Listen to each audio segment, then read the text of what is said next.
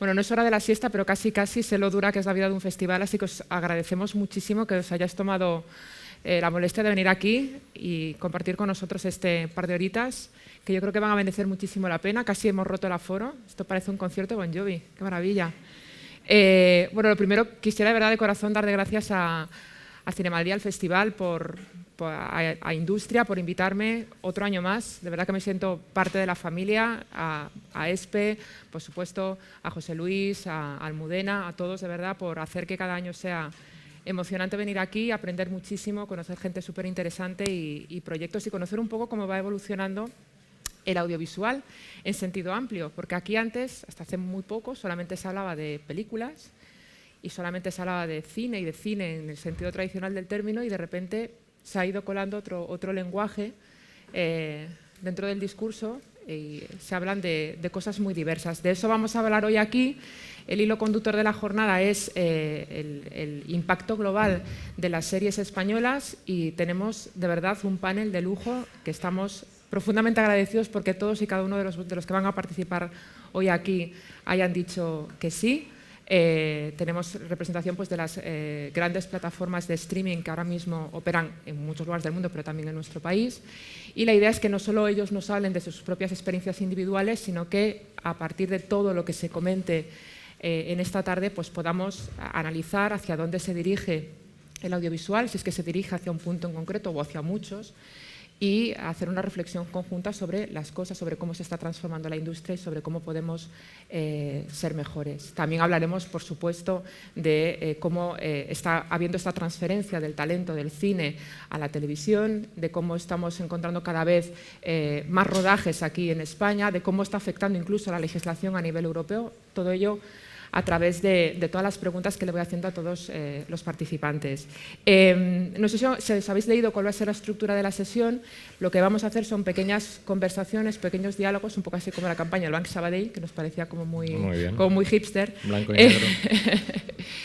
Estaremos pues como unos 20 minutos charlando con cada uno de ellos, y después al final de todas las conversaciones dejaremos un turno. Yo haré un pequeño resumen con lo que me ha parecido más destacado y os daremos la oportunidad de que cada uno de vosotros, en los que queráis, en la medida de lo posible, porque luego tendremos que cenar, ir a ver películas y tomarnos unos zuritos, pues le hagamos las preguntas que queráis, y si no, pues por Twitter o luego nos abordáis ahí por los pasillos.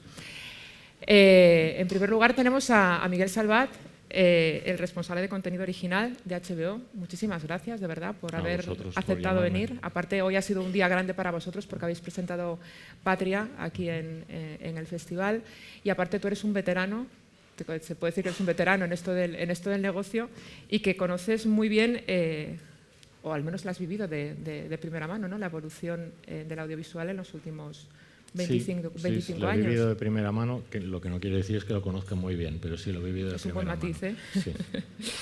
Sí.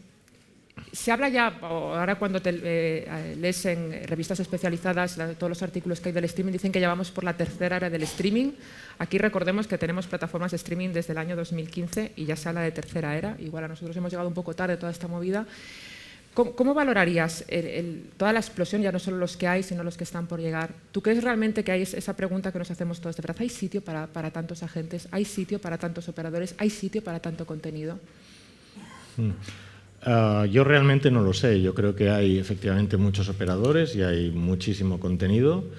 Creo que el número de operadores es menos problemático, menos problemático que el número de diferentes contenidos, pero bueno, evidentemente es verdad que esto ha sido una explosión, se está produciendo más, pero también se está produciendo mejor y se está vendiendo mejor. Y una primera reflexión que yo haría tiene que ver con la credibilidad de las marcas, porque cuando hay tanto contenido disponible de forma inmediata, para el consumo cuando quieras, todo esto que estamos viviendo, cuanto más ocurre eso, más importante es el valor de prescriptor que tiene la marca. Es decir, te tienes que fiar de lo que te dice la marca. Y es muy importante cuidar la comunicación, porque si no la gente se acaba fiando más del criterio de su cuñado que del criterio de HBO o de la capacidad que tenga HBO o Netflix o Movistar o quien sea, ¿no? Entonces es algo que desde mi punto de vista va un poquito por detrás, pero que se va a recuperar muy rápido. Y nada, simplemente lo que estoy diciendo es que la comunicación es tan importante como el producto, es básicamente lo que estoy diciendo. Y hablando de comunicación y hablando de marcas, si hay una marca que está en el imaginario de todos como una marca de resonancia mundial, una de ellas es indudablemente HBO. ¿Y en qué aspectos dirías, hablando ya centrándonos ya en el caso específico de HBO España, cómo se ha incorporado toda esa filosofía de HBO, toda esa filosofía de marca a vuestra experiencia aquí en España? Pues digo porque en Estados Unidos tiene muchísima tradición, es una marca muy consolidada. Aquí sí que es verdad que la conocemos, pero no tenía el peso específico que tiene en otros países. ¿Cómo la habéis incorporado? Sí. La marca de HBO no era muy conocida, pero sus series sí llevaban aquí mucho tiempo, porque HBO lleva licenciando su producción original en España básicamente a Canal Plus, ahora a Movistar Plus, hasta que decidió lanzar su servicio aquí en España. Es una marca que tiene muchos años, es una marca que tiene un legado muy importante y que sí tiene una filosofía de producto. ¿Cómo se aplica esa filosofía en las series y cómo recuperamos lo que podemos de ese legado en los diferentes países? Pues la filosofía de HBO es bastante sencilla, consiste en no producir un gran número de títulos, cuidar los títulos todo lo posible, y se considera que para hacer eso pues no hay que hacer un número muy elevado. Esa es la estrategia de esta marca, o lo ha sido siempre, y el denominador común de todas sus series, por lo menos en la intención y por lo menos en su momento de origen, ya en Estados Unidos, no es la búsqueda de temas nuevos. El número de temas es algo, no sé cuál es, pero es algo limitado, no es infinito. Sí hay permutaciones o hay combinaciones de diferentes temas, pero lo que sí se busca en las series de HBO, por lo menos de forma, digamos, la intención, es un punto de vista nuevo, inédito, sobre cómo tocar estos temas que no tienen por qué ser nuevos. Entonces, esto es un poco la espina dorsal que nosotros intentamos replicar en España y en otros países donde está presente ahora mismo HBO en Europa, para seleccionar y para definir cómo queremos hacer cada producto. El ejemplo de Patria, que tú decías que hemos presentado esta mañana unas primeras imágenes, pues podemos definirlas, hacer un listado de los temas de Patria de muchas formas, pero en general sobre el conflicto en Euskadi se ha escrito muchísimo, se ha rodado muchísimo, es decir, hay un montón. Ese no es un tema nuevo, es lo que estoy diciendo, ¿no? Y Patria, por lo menos a mí lo que me atrajo del libro y del potencial de adaptación, es que su punto de vista sí era nuevo, la forma de atacar este tema sí era inédito hasta ahora. Eso es lo que yo estoy buscando en un drama como Patria, o en una comedia sobre lo que sea, ¿no? O en cualquier otro proyecto. Y en la selección concretamente de proyectos españoles, ¿qué crees que los distintos equipos que ya están trabajando con vosotros están aportando a esos proyectos? Si es que creéis que está aportando algo. ¿Están aportando decisivamente a este punto de vista que hablabas tú, que estos nuevos puntos de vista? Bueno, a ver, no sé muy bien de qué equipos estás hablando. Dices a la gente que nos trae proyectos. Sí, a la gente que nos trae proyectos. Sí, bueno, pues como podrás ver cuando hables con los demás a los que has invitado, el proceso suele ser muy parecido. La gente viene a tu despacho o tú vas al suyo para hablar de ideas que han tenido. Nadie las prepara o nadie las piensa exactamente para cumplir con tus propios objetivos. Digamos que tienes que explicar a la persona que tienes delante qué es lo que buscas tú para que te pueda interesar el proyecto. Entonces, normalmente vuelve él a su casa, le pones deberes. No sé cómo es en cada caso, cada una de las marcas, por lo menos en mi caso es así. Yo intento explicar a la gente que esto es una potencial relación comercial, donde yo soy el cliente y el proveedor es el señor que me trae un proyecto. Él tiene que conocer mis problemas para aportar, o mis problemas no, los problemas de mi empresa, para aportar soluciones, aunque sean parciales, a esos problemas. Es decir, él tiene que entender que si yo hago las cosas con clavos, no me traiga un destornillador, o si yo hago las cosas con tornillos, no me traiga un martillo. No sé si es una analogía un poco cutre, pero creo que se entiende bien. Es decir, que él me tiene que traer algo que a mí me resuelva un problema. ¿Qué son esos algo? Pues parte de los motivos por los cuales nosotros en HBO hemos decidido hacer producción original en España es una parte solo, pero para aportar a la marca HBO atributos que hoy no tiene o que no tiene suficientemente desarrollados. Entonces yo busco proyectos que le aporten estos atributos a la marca y yo intento coser ese proyecto a la marca para que cuando la serie exista, pues la marca HBO, en el caso concreto del territorio español, tenga esos atributos que yo estoy buscando y que no tenía antes. En cualquier caso es un proceso muy largo sí. Y de mucha conversación de mucha conversación, muy pesado, muchos cafés, te lo dirán todos. No que se busca en realidad que el proyecto se adapte a lo que vosotros buscáis en HBO. Efectivamente. Un poco en todo esta mañana que, como comentabas, habéis presentado las primeras imágenes de Patria y yo tenía dos preguntas muy concretas al respecto.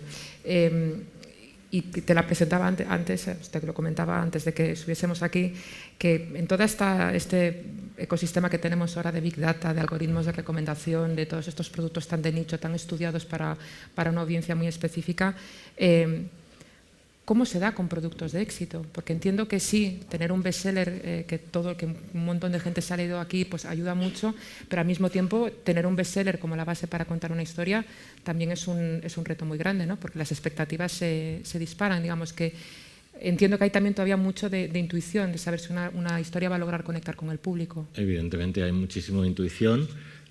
Esto es un tema es un equilibrio entre dos cosas que son claramente contradictorias. Es decir, por un lado está la intuición, puedes tener algo de experiencia, puedes tener algo de buen gusto, mal gusto, lo que sea, o una idea de lo que necesita tu empresa, pero nadie tiene ni idea de un punto de partida, de un folio en blanco, qué va a funcionar y qué no va a funcionar. Yo desde luego no tengo ni idea. Creo que no tiene ni idea nadie, pero en fin, o sea que hay una parte totalmente intuitiva y totalmente etérea, si quieres. Pero en otro lado de la balanza es una empresa que requiere una previsión, porque tienes que hacer unos ingresos, tienes que calcular un retorno sobre ese ingreso, tienes que hacer cálculos de flujo de caja, tienes que saber cuánto te cuestan las cosas y cuándo las tienes que pagar, y tienes que rendir cuentas. Eso es lo que se llama rendir cuentas. Es decir, todo lo más alejado del otro lado del otro platillo de la balanza, ¿no? Entonces es un equilibrio que tenemos que conseguir, por muy contradictorio que parezca, en todos los casos. Y ahí radica la dificultad de nuestro trabajo, claro. Y perdón un segundo. Sí. Y no solamente la serie, como te he dicho hace un momento, la comunicación de esta serie es exactamente lo mismo y va en el platito del de no tenemos ni idea qué va a pasar.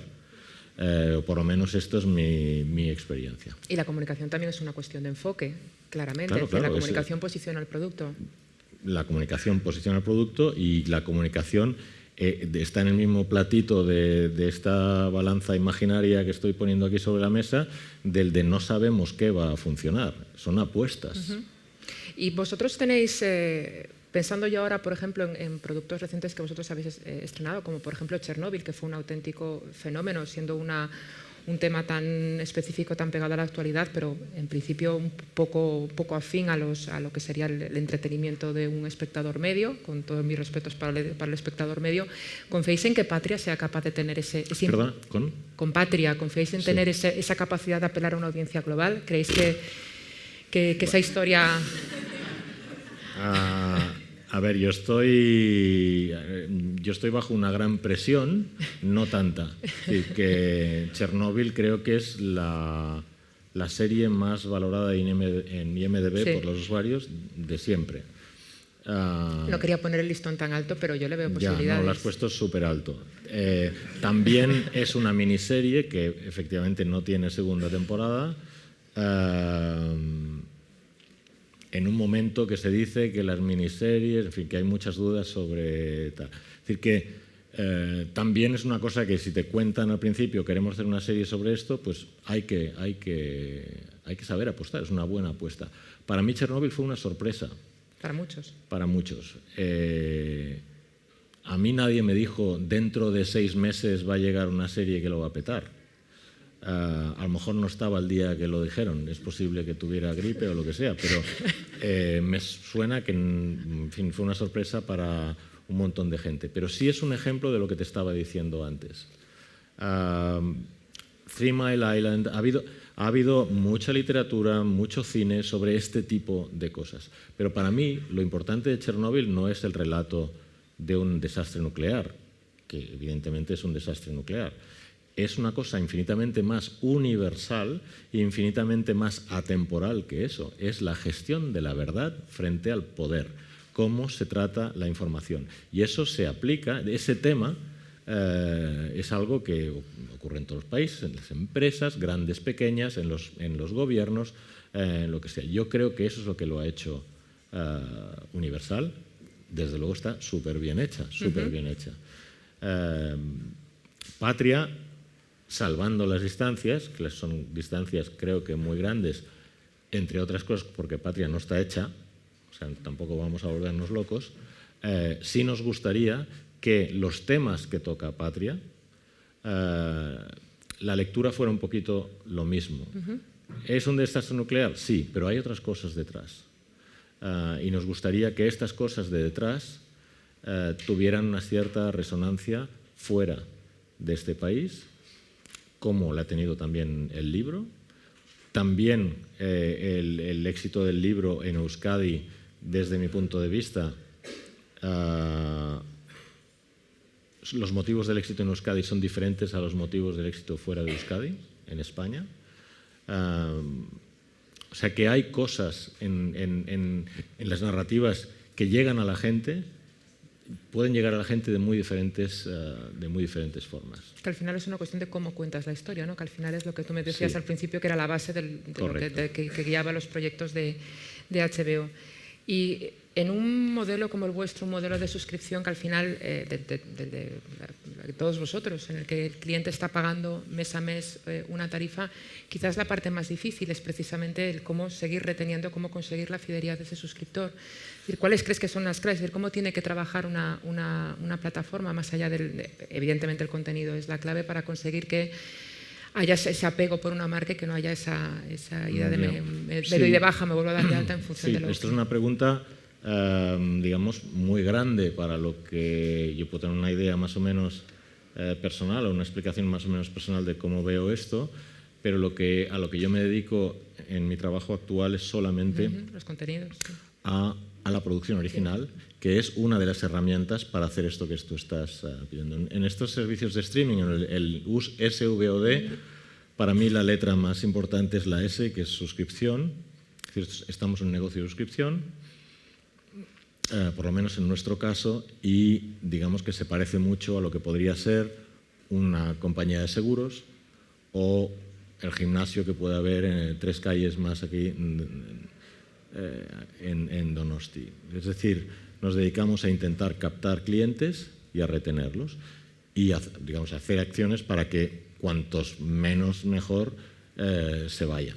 Y estos, evidentemente, los contenidos y los contenidos originales son una de las herramientas, y conseguir que si se suscriben por un título en concreto vean otros títulos, etcétera. Cada empresa tiene sus herramientas y su tecnología diferente para hacer esto, pero la base del negocio de la televisión por suscripción es la misma. Intentando respetar una cosa que es de cajón, que es que la bomba que ha cambiado todo esto es que quien toma las decisiones desde ya son los espectadores. Entonces, no engañarte a ti mismo, no pensar que tú diriges su conducta, ¿no? Y una última pregunta ya para cerrar el coloquio. ¿Tú crees que el cambio en la percepción de HBO que tenía la gente cuando llegó HBO aquí en 2015 a la percepción que tiene ahora, crees que ha cambiado? ¿Crees que habéis conseguido imprimirla con más fuerza en la mente de los suscriptores potenciales, al menos? Con lo que respecta al impacto que habrá tenido la producción original en HBO, espero que haya cambiado, pero poco, porque hemos producido poco. Hemos estrenado una sola serie. Es verdad que con Patria hemos hecho algo de ruido y de forma excepcional anunciamos su desarrollo, cosa que no nos gusta hacer, y que logramos romper una regla, Tatiana Carral, que está aquí, y yo, para que se pudiera comunicar simplemente la puesta en marcha del desarrollo de los guiones de Patria. O sea que ha habido muy poco tiempo o muy poca gasolina para intentar cambiar la percepción del valor de marca de HBO. Esto es súper importante porque HBO vive de la percepción de valor de su marca en la calle, y precisamente es el motivo por el cual hacemos producción original. Es decir, que dentro de 2 años la gente valore más en la calle, se hable mejor de la marca HBO, porque gracias a las series que hemos hecho les gusta más la marca. La única serie que hemos lanzado de producción original es también un caso excepcional, porque no nos dedicamos a la no ficción. Es una serie de 4 horas que estrenamos el verano pasado, que se llama El Pionero, sobre la vida de Jesús Gil. También hicimos un trabajo un poquito de romper moldes, porque nos dijeron: ¿qué haces trabajando en esta cosa? Que no es una serie de ficción. Y bueno, creo que nuestros jefes fueron inteligentes, entendiendo que con cierto conocimiento del mercado local, que creo que en este caso era un poquito de cajón, pero bueno, una cosa excepcional como esta podía aportar, y creo que sí ha aportado. O sea, cada marca va a aportar, cada nuevo proyecto intentamos que aporte cosas nuevas. Pues le queda mucho recorrido por delante. Pues efectivamente. Seguro que sí. Muchísimas gracias por tu generosidad a la hora de compartir tantas cosas. Si tenéis alguna pregunta, apuntárosla, luego nos acompañará en la ronda de preguntas. Muchas gracias, Miguel. Muchas gracias. Te vemos un ratito. Sí. Y ahora, Diego, por favor, si me quieres acompañar. ¿Qué tal? Pues tocaba que fuese Netflix, porque no se puede hablar casi en el discurso, sois como el dúo dinámico, es decir, se habla siempre de Netflix y de HBO.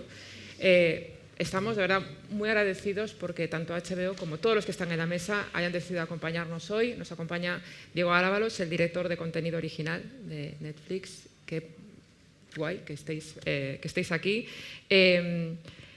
Y también vamos a hacer la estructura. Yo te voy a hacer unas preguntas y luego creo que nos tienes que enseñar alguna cosita que proyectaremos al final.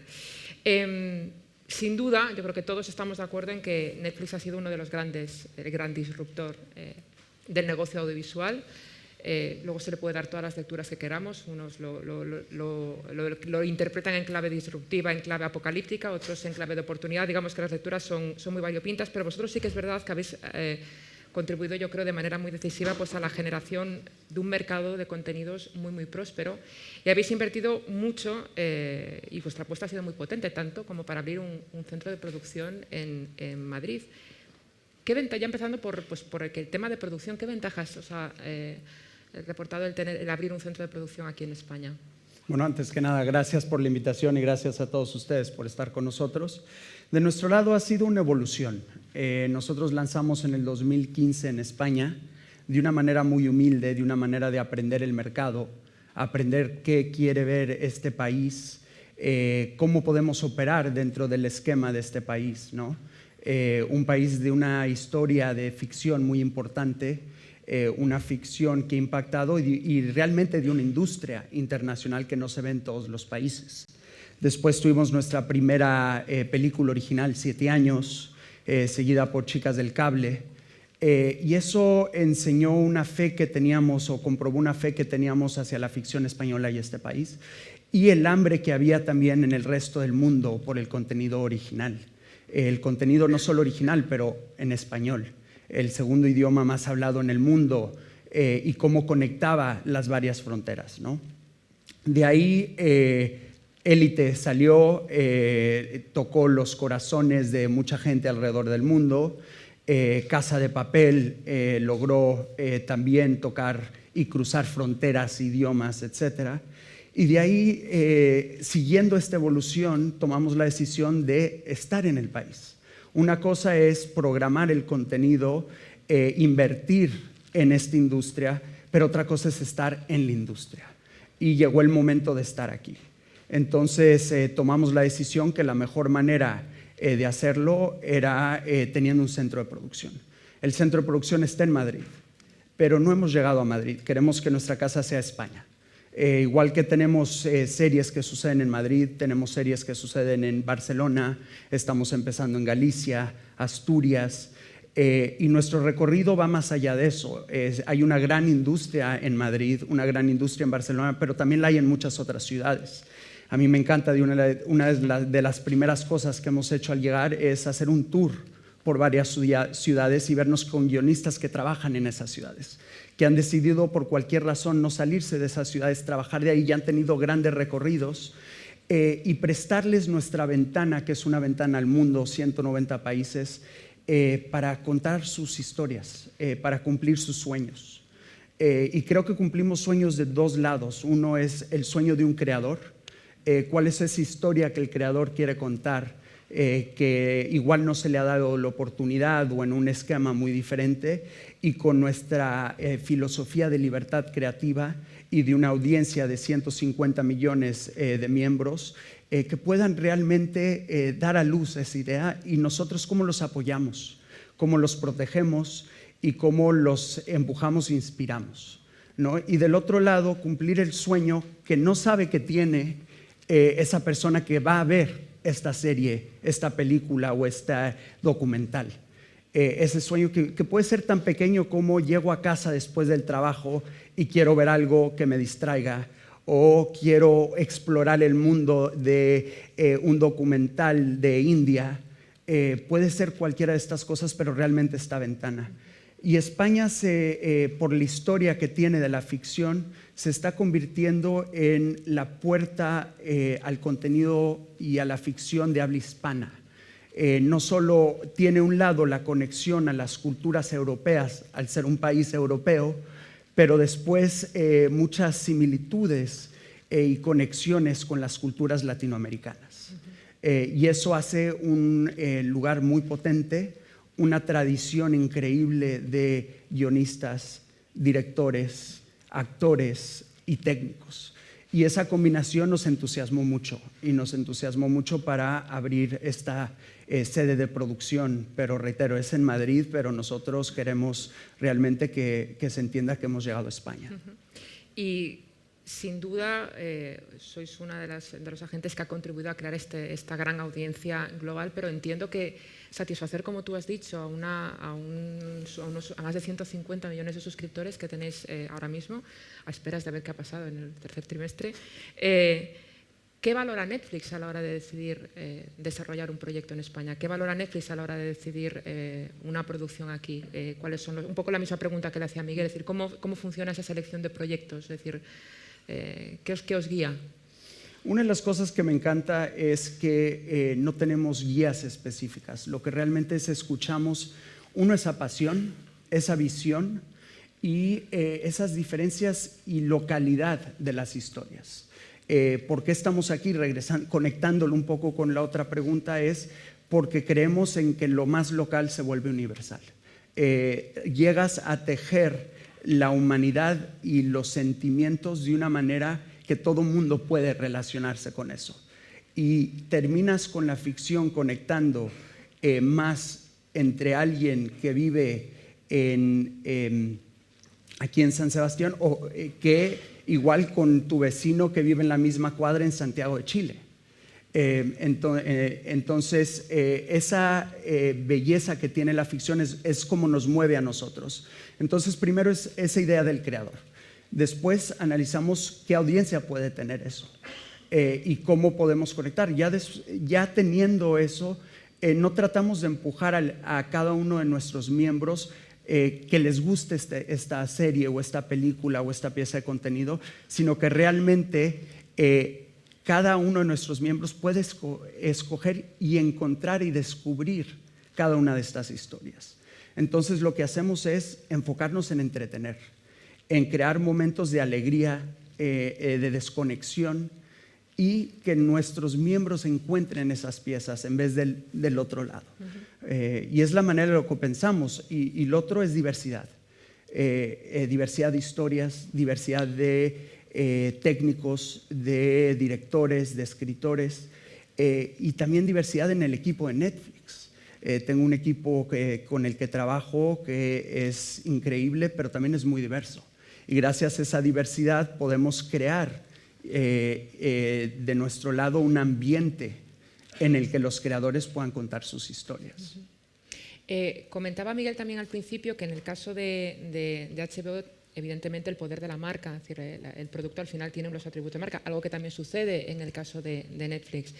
Si algo tenéis vosotros son muchísimos suscriptores y tenéis muchísimo contenido. ¿Cómo funciona internamente Netflix? ¿Cómo vende Netflix el producto a sus suscriptores? Porque sé que eso es una parte muy sustancial de la manera que vosotros tenéis de mover contenido dentro de la plataforma y de vehicular estas historias locales a audiencias que decías tú, precisamente basando un poco en las preferencias audiovisuales, sin fronteras físicas como se hacía hasta ahora. Entonces, explícanos un poco cómo funciona ese proceso de vender, de intentar llevar el producto al espectador. Hay varias maneras, ¿no? Primero es el lado de nuestra plataforma, de lo que es nuestra plataforma, que es una plataforma que realmente personaliza para cada persona, que le dé esa experiencia única.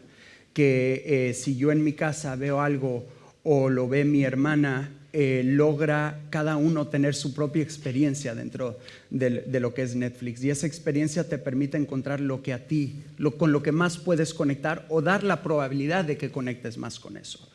Eso no es solo con lo que es el descubrir las historias, no importa el país, no importa el idioma, dar esas opciones de lenguaje, lo puedes ver doblado, subtitulado, y quitar esas barreras que antes existían, uno de geográficas, porque antes tenías que vender una pieza de contenido en miles de países para que se vea. Gracias a nuestra plataforma logramos dar ese acceso a nivel global. Y dos, también en pequeñas cosas, como pueden ser las imágenes. Si tú realmente conectas con una imagen de una serie en el tono romántico, igual así es la manera con la que puedes conectar. Y del otro es un increíble equipo de comunicación, tanto del lado de prensa como del lado de redes sociales. La voz que tiene y que desarrolla Netflix en cada país es única. Y también dentro de la manera que hablamos igual a la audiencia de cine y de películas, es muy diferente a la manera que hablamos a los fans de las series, o igual dentro de varios géneros. Y lo que realmente creamos es comunidades y conexiones humanas y conexiones sentimentales, logrando hablar, y realmente creo que es una de las mejores maneras de conectar, es hablando el mismo idioma. Y de la misma manera en cada país.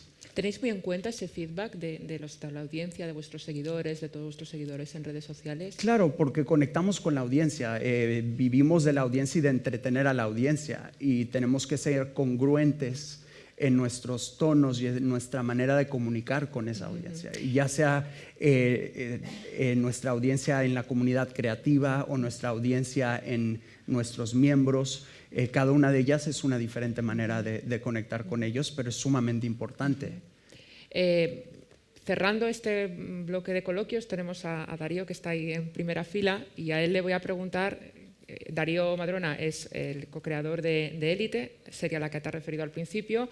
A él le voy a preguntar cómo es trabajar con Netflix, entonces te paso a ti el balón Y te voy a decir cómo trabaja Netflix con los creadores, es decir, cómo los ve, cómo trata con ellos, cómo dialoga con ellos, cómo les conduce a lo largo del desarrollo de una serie que no debe ser una tarea fácil, es una travesía en el desierto muchas veces. ¿Cómo es esta relación de Netflix con los creadores? Porque sé que es una relación muy estrecha. Claro, es una relación que empieza y se va creando a través del tiempo, aunque no tengas proyectos en mente, y ya puede ser ideas que te surgen o que diferentes creadores traen a la mesa. Las cosas más importantes es abrir un camino, y lo que hacemos, y insisto, dentro de nuestro grupo, es abrir camino, es quitar obstáculos y es apoyar. Entonces, si nos encargamos de eso, creo que muchos de los problemas que vienen se pueden solucionar. Otro es, estamos aquí para contar las historias que les hemos dado la oportunidad y hemos forjado junto con el talento, junto con los guionistas y los directores. No queremos que cuenten nuestra versión de la historia. Entonces, de esa manera se vuelve muy fácil, porque una de las pilares de nuestra cultura es esta idea de libertad y responsabilidad, y les damos esa misma, vivimos esa misma cultura con cada uno de nuestros creadores, la curiosidad. Entonces, buscamos empujar a nuestra comunidad creativa a crear la mejor versión de esa historia. Y eso primero empieza con escuchar. Y lo más importante de nuestro trabajo es escuchar, apoyar y quitar obstáculos. Creo que yo realmente lo describo como si estuviéramos caminando en un malecón o yendo a la playa junto como amigos, y nos estamos contando una historia. Es la misma manera, igual cuentas la historia y le haces una pregunta, y a raíz de esa pregunta sale otra manera de contar la historia, o recuerdas y vuelves a conectar con otro momento que sucedió, y se van abriendo caminos. Normalmente cuando escuchamos una idea, la mayoría saben qué quieren contar y dónde quieren terminar. Entonces nosotros es apoyarlos en qué camino queremos tomar para llegar ahí. Y eso incluye el equipo de postproducción, el equipo de producción, finanzas. Cada uno de nosotros tenemos diferentes responsabilidades, y todo se apoya en dos cosas. Uno, entretener, y cada decisión que tomamos tenemos que asegurarnos que es para entretener del lado de nuestros miembros. Y segundo, para darle, hacer realidad lo que decía, de ese sueño y de esa visión que tiene el creador o la creadora de cada uno de los proyectos que nos traen. Y una pregunta antes de que nos cuentes lo que nos has venido a enseñar. Hablábamos al principio de que nos gustaría un poco entre todos hacer una predicción, o intentar establecer las líneas maestras de lo que va a ser el patio de butacas que vamos a tener delante en los próximos años. Lo que sí sabemos es que en el próximo año este patio de repente va a tener bastantes más agentes de los que tenía hasta ahora, y un poco la lectura que hace todo el mundo, especialmente los profesionales del sector, varía mucho. Hay quien dice que hay una burbuja audiovisual que va a estallar, otros dicen que todo lo contrario, que va a haber muchísimas más oportunidades para el sector. ¿En qué lado se posiciona Diego Ábalos, o si quieres me cuentas en qué lado se posiciona Netflix? ¿Cómo lo ves tú? ¿Cómo crees que va a quedar reconfigurado todo este sector? ¿Hay sitio realmente? ¿Hay tartan para todos? Bueno, yo espero que lo que piensa Diego Ábalos es muy similar a lo que piensa Netflix, y no creo que mañana tendré unas charlas muy diferentes a primera hora. Pero estamos en una época sumamente especial. Creo que es la mejor época que hemos vivido, y apenas empieza. Yo lo que veo es el comienzo de una nueva era de la ficción y de la distribución de ficción en el mundo. Esta situación en la que vivimos no hace más que crear oportunidades. Y creo que lo que hacía falta es quitar barreras y crear oportunidades que no existían en esta gran industria en España. Entonces, me preguntas, ¿cuántos jugadores? No sé. Creo que hay espacio para muchos de ellos y tenemos una gran industria para contar esas historias y es el mejor momento, uno, para España, la inversión que esto significa, no solo que HBO, Amazon, Movistar, Netflix, Apple y cualquier otra plataforma que decida venir a invertir. Entonces, de ese lado es un momento increíble y va a seguir creciendo. Dos, para los creadores y las creadoras, creo que nunca ha habido una oportunidad donde hay casas donde puedan vivir sus historias dependiendo de la historia y esa diversidad que permiten las plataformas de contar sus historias. Y tres para los actores, actrices, repartos. Uno, la creación de nuevos talentos. Lo vivimos con Élite, donde muchos de los talentos no eran conocidos y ahora son talentos globales que los buscan para series en otros países. Y también para la difusión del talento que ya existe, ¿no? Y la diversidad de esas historias que se pueden contar. Y por último, para los técnicos. Tenemos los mejores técnicos. Yo he trabajado en toda Latinoamérica, he trabajado en Estados Unidos y la verdad que los técnicos en este país son increíbles. Ahora tenemos una responsabilidad como industria de pensar en la siguiente generación de talento. Es la responsabilidad de cada una de las plataformas que quiere operar y quiere invertir en este increíble país y en esta industria de generar y de invertir en las siguientes generaciones de talento.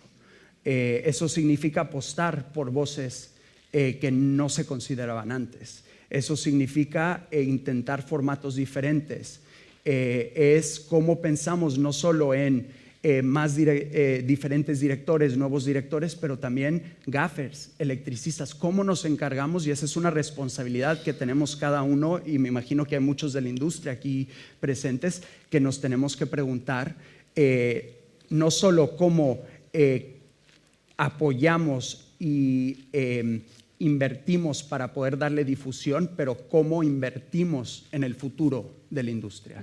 Es algo que me entusiasma, es algo que estamos trabajando mucho en nuestra compañía, no solo en España, pero en varios países.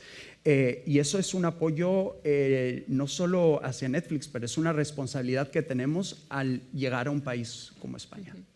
Y ya para cerrar, cuéntanos, ¿qué nos vienes a enseñar, Diego? Pues una serie, un pequeño teaser de H, que es una serie que vamos a estar estrenando dentro de poco, una serie muy especial para mí. Escuché este pitch de Verónica Fernández, una increíble guionista que lleva mucho tiempo en la industria y no solo eso, pero ahora es parte de nuestro equipo en Netflix. Tuvimos una experiencia tan increíble que decidió, de alguna manera la convencí, todavía no me lo creo, de venir y trabajar de este lado y entonces quiero dejarlos con un sabor de esta serie con Adrián Ugarte, Javi Rey y Eduardo Noriega. Pues vamos a verlo.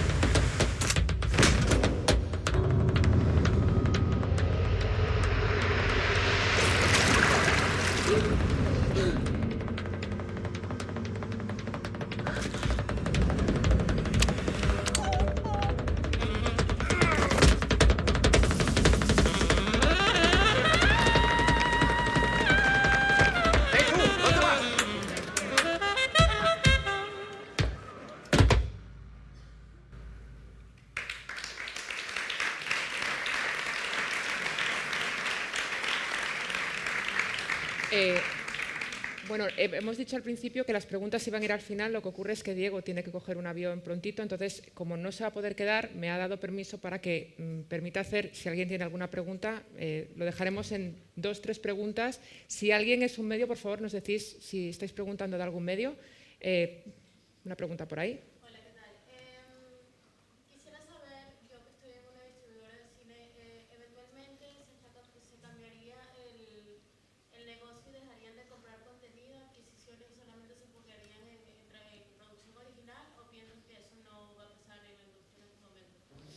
Para nosotros, no puedo hablar de la industria en general, obviamente para nosotros, nuestra meta principal es entretener a nuestros miembros. Eso significa diferentes modelos de negocios, desde licenciar contenido, creaciones originales, coproducciones, en los diferentes formatos y tipos de contenidos. Entonces eso nunca va a dejar de ser nuestra meta y tenemos un lema que es diferentes caminos para llegar a un sí.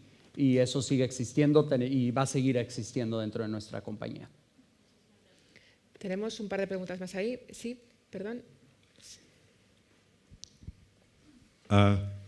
Has mencionado, Diego, creo que tenéis una sede en Barcelona. ¿Esto es una oficina o es una persona buscando talento? Y también has hecho mucho énfasis en nuevo talento. Me pregunto si bastante pronto vais a anunciar para España o Latinoamérica una iniciativa para promocionar, apoyar nuevo talento en esta región lingüística. John, no tenemos una sede en sí en Barcelona, pero lo que sí tenemos es que estamos viajando por todas las ciudades constantemente. Mi equipo, para encontrar estas ideas y reunirnos y asegurarnos de que nosotros estemos donde el talento está y no el talento donde nosotros estamos. Sobre otra pregunta, me alegra decir que dentro de los siguientes meses estaremos anunciando algunas series de talento nuevo y formatos nuevos que llevamos trabajando en los últimos meses de llegar a ese punto con talento que son voces nuevas y visiones nuevas y también formatos nuevos. Entonces vas a tener algunas sorpresas dentro de poco de ese lado. Magnífico. ¿Esto es España o estáis, creo, haciendo más o menos lo mismo en Latinoamérica? También en Latinoamérica y en otros países europeos. Y en España también estamos empezando algunos programas enfocados en esta idea de invertir en las nuevas generaciones de talento y de representación. Uno de los pilares de nuestra compañía es la inclusión y la diversidad. Entonces también es una de las áreas donde vamos a estar platicando más sobre esto en el cercano futuro. Y una última pregunta. ¿Alguien la tiene? ¿No? Bueno, pues Diego. Muchas gracias. 1 de noviembre, los invitamos. Gracias. A ti. Y antes, disculparme por el error imperdonable en la ronda de agradecimientos, que no di las gracias al programa Media Europa Creativa, Media Euskadi. Muchísimas gracias también por hacer esto posible. Susana, bienvenida.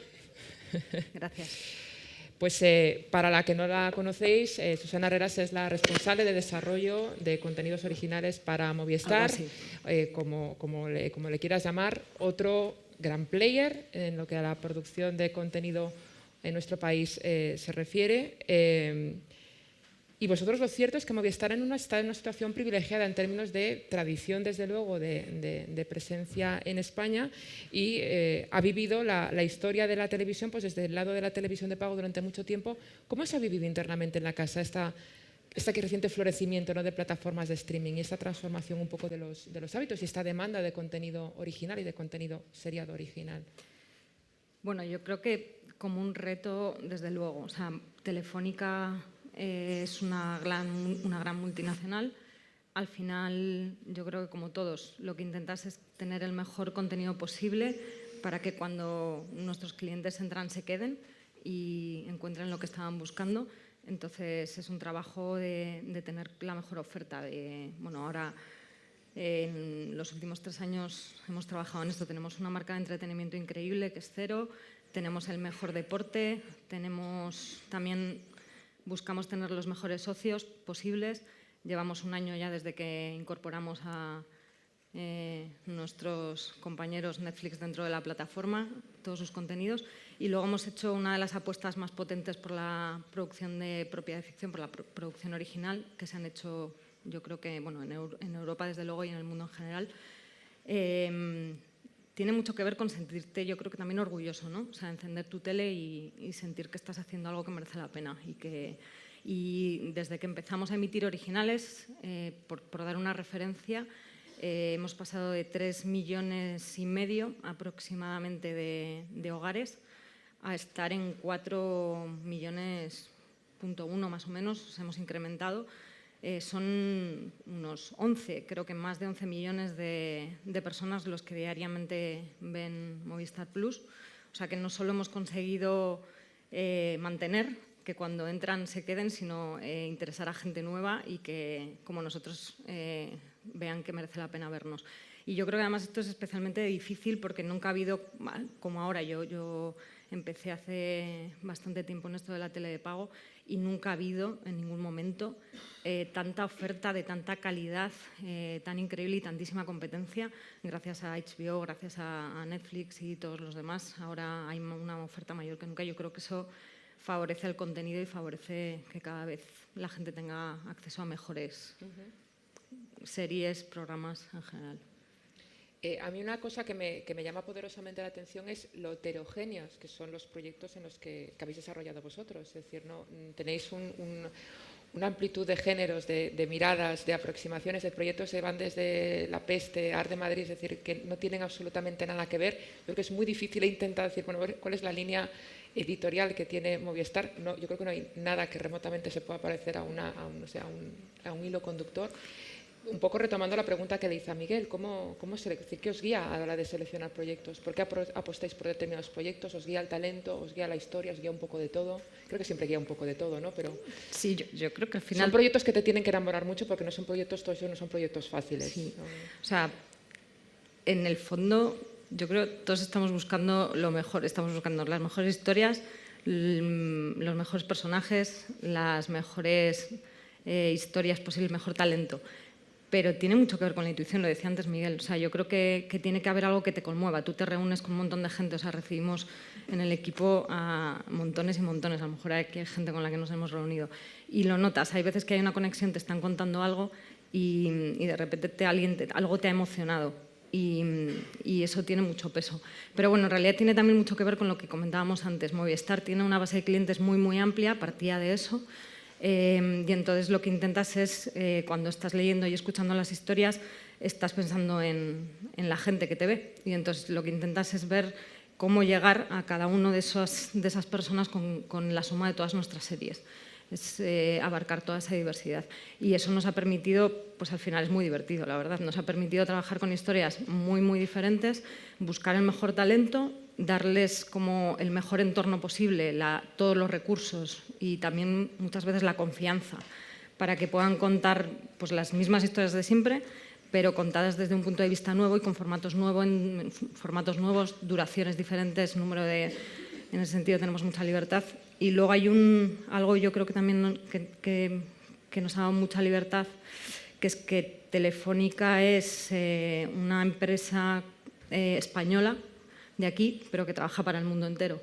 Y entonces desde el principio hemos hecho una apuesta, y es algo que es muy enriquecedor, por encontrar historias que suceden en lugares, que son muy reconocibles. Acabamos de estrenar ahora Hierro, pero todas nuestras historias son ciudades y son entornos que la gente reconoce como suyos.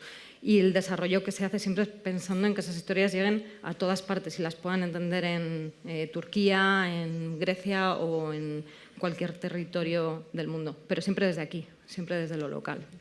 Y centrándonos ya en la producción de originales, ya al principio me has dicho que lo que habéis visto es que desde que la maquinaria de producción original se puso a sacar contenido, habéis tenido no habéis retenido clientes, sino que incluso ha aumentado la base de suscriptores.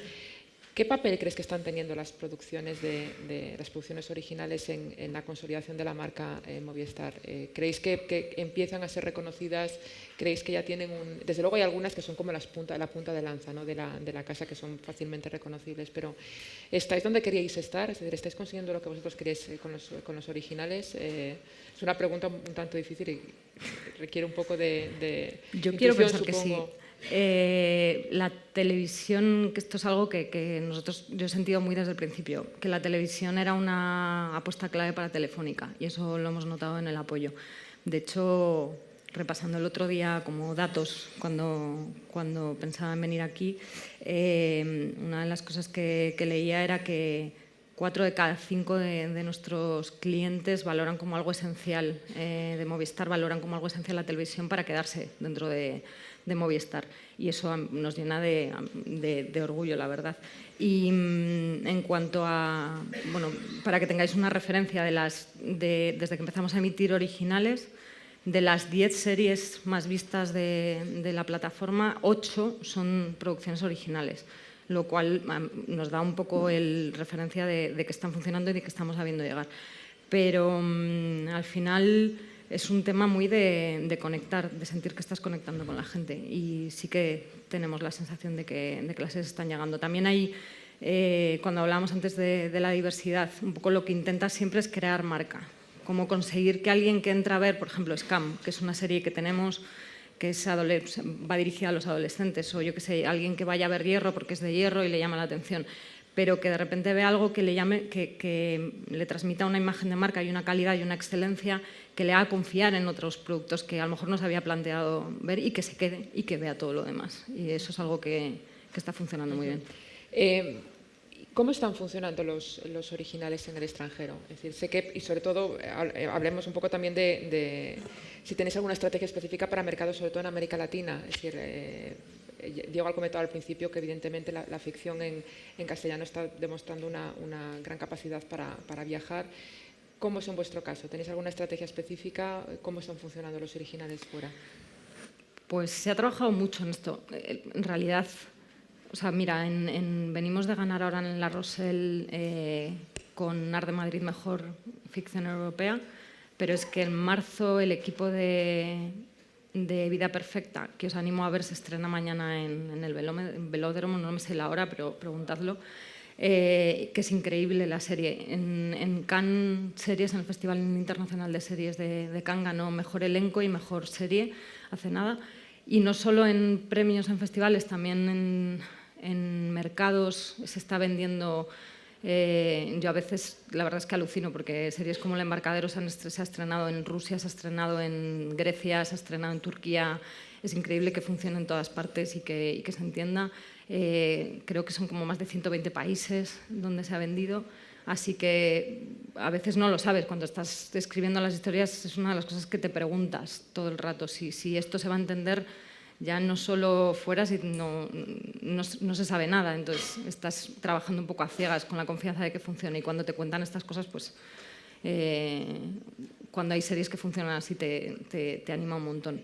Y en Latinoamérica, pues Telefónica es una compañía muy grande y entonces llevamos meses ya estrenando en simultáneo, que para nosotros es algo muy importante. Casi todas nuestras series van a través de los canales de Movistar en Latinoamérica, y la experiencia está siendo muy buena también, con mucha demanda de entrevistas con los actores y con mucha ilusión. ¿Qué lecciones dirías que ha aprendido Movistar de pasar de ser un proveedor de catálogo de terceros a debutar en la producción original? ¿Creéis que ha cambiado algo internamente en la compañía? ¿Ha cambiado una filosofía? ¿Ha cambiado la perspectiva? ¿Es tan necesario como parece que todos los de la mesa coincidís en que el contenido original cada vez es más importante, ¿no? Tener un contenido distintivo dentro de la casa? Pues, o sea, Telefónica, esto lo dicen mucho, Telefónica es una empresa que busca conectar gente. Y hay algo que tiene mucho que ver con la producción original, que es la emoción. Es conectar a la gente con emociones y con sus historias y con sus... Entonces, mi sensación, una de las cosas que han cambiado mucho en los últimos años y que nos ha permitido aprender mucho, o sea, que siempre estás intentando aprender más de la gente que está al otro lado, de los clientes. Entonces, gracias a la tecnología ahora podemos saber qué veis, cuándo lo veis, cuándo os desengancháis y trabajar mucho, no solo en lo cuantitativo, también en el cualitativo, de dónde conseguimos el interés. Y en ese sentido estamos aprendiendo mucho y aspiramos a aprender mucho más. Y luego, bueno, todo cambia muy rápido, entonces al final también yo creo que es un trabajo de buscar los mejores socios posibles todo el tiempo y es en lo que estamos ahora mismo, en crecer. Uno de mis jefes dice bastante a menudo, Sergio, que para ir rápido a un sitio vaya solo, pero si quieres llegar lejos, vete acompañado. Y yo pues, le añado que es lo obvio, es como buscar la mejor compañía posible para trabajar con ella y para ella en algunos casos. Entonces estamos en eso. Bueno, y una cosa que para mí es muy esencial, que en realidad yo ya la sabía, pero la confirmamos todavía, que es como el increíble potencial del talento que hay en España. O sea, hay guionistas, actores, directores, o sea, la capacidad y las posibilidades, la calidad del talento que hay en España es increíble. Y un poco también retomando la pregunta que le hice a Diego antes, es decir, en todo este boom de plataformas, de players, de contenido, es decir, incluso desde un punto de vista personal. ¿Y el espectador qué? Es decir, ¿el espectador puede realmente gestionar todo esto? Es decir, ¿cómo consigues visibilizar un proyecto en un mar infinito de series de televisión? Es muy difícil. Es muy complicado. Miguel lo decía antes, para nosotros es esencial la comunicación. O sea, desde el principio estamos pensando en cómo comunicar. Conecta con la emoción. Muchas veces cuando algo te conmueve, algo que estás escuchando y te conmueve a ti, tienes la confianza en poder emocionar en todas las fases del proceso, en conseguir enganchar a los demás como alguien te ha conseguido enganchar a ti. Y ahí es esencial la comunicación, pero efectivamente es uno de los temas increíbles. En Movistar Plus tenemos un equipo de marketing y de comunicación impresionante, de prensa, y se ha hecho un trabajo impresionante en ese sentido. Y luego tiene mucho que ver también con que cada uno enganche con una serie. Yo que sé, que mi padre de repente escuche una entrevista sobre la peste y diga, he oído o Corredor de la Muerte, que la acabamos de estrenar, y me llaman por teléfono y me dice, he escuchado esa del Corredor, y entra por esa y luego que se engancha a otras. Y es un tema de marca, de generar marca y de utilizar las series también para añadir valores a la marca de Movistar y de Telefónica. No, te voy a decir la faena, decirte de todas las producciones en las que has estado implicada. No me la hagas. No te la voy a hacer, porque esa es muy difícil, pero imagino que en todo este camino, desde que os lanzasteis a producir, ha tenido que haber momentos muy dulces, pero también errores, o no tan errores, o errores de cálculo, o cosas que no salieron como tenían que suceder.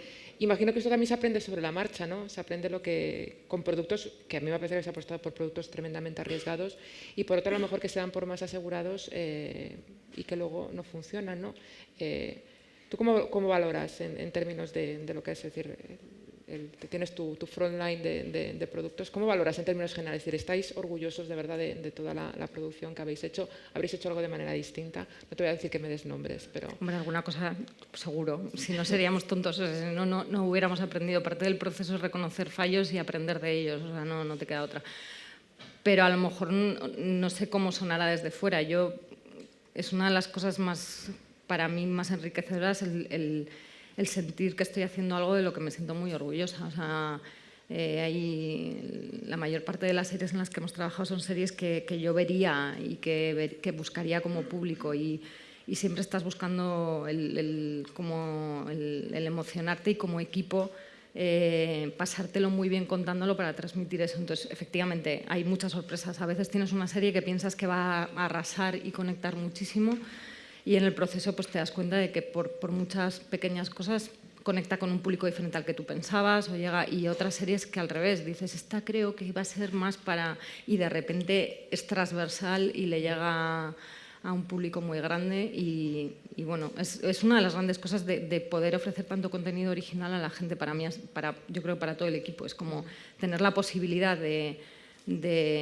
trabajar con tantas series a la vez te permite aprender mucho en muy poco tiempo. Bueno, ¿y qué tenéis ya para cerrar? Pregunta de cierre, ¿qué tenéis en el horno ahí a puntito de calentito pues, para emplatar ya? Acabamos de estrenar Corredor de la Muerte, que os recomiendo mucho, tanto la serie como el podcast. que acabamos de sacar el 5º episodio ahora y merece muchísimo la pena. Y mañana estrenamos en Velódromo la serie de Leticia Dolera, Vida Perfecta, que de verdad verla, incluso los que penséis que no, yo os animo porque es sorprendente y creo que nunca se ha visto una serie como esta por el punto de vista de ella, o sea, por lo que aporta. Luego viene La Peste, sí, 2ª temporada, que os digo lo mismo, yo, es que a lo mejor no me creéis, pero la he disfrutado tanto, que incluso los que no hayáis visto la primera temporada, o sea, ver la segunda es increíble. O sea, es una de las cosas más impresionantes que he visto en todo, en producción, en historia de amor y en todo. Os animo muchísimo a verla. Pues muchísimas gracias por venir. Te espero después para que la gente te haga preguntas y muchísimas gracias por todo lo que nos has contado.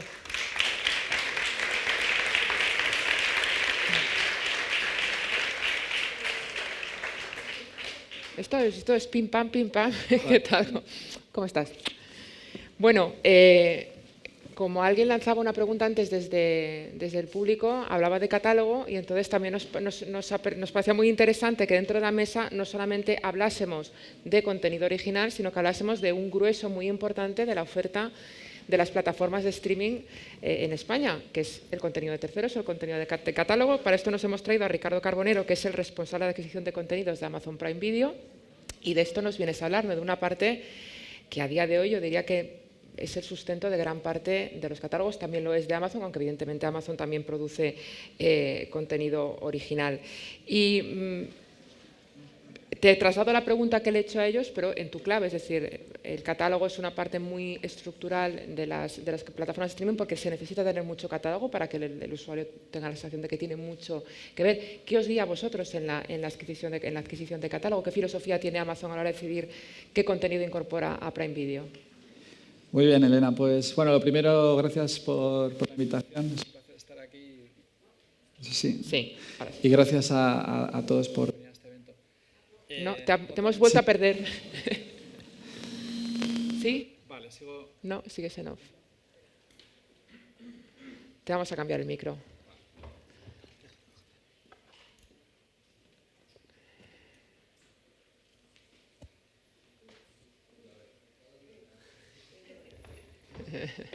Vamos a probar ahora. ¿Sí? Ahora te van a pinchar. Vale, Esto es la pausa dramática de las series. Sí, ahora sí. Si no, le doy el mío, ¿eh? Sí. Ahora, vale, fenomenal. Claro. Ahora ya funciona. Sí, el reto que tenemos efectivamente, al final con el tema de catálogo tenemos un presupuesto y con este presupuesto que es limitado, lo que tenemos que conseguir es satisfacer al máximo a nuestros clientes. Entonces, para esto, lo que nos guía en Amazon a la hora de decir nuestro catálogo es lo mismo que nos guía para...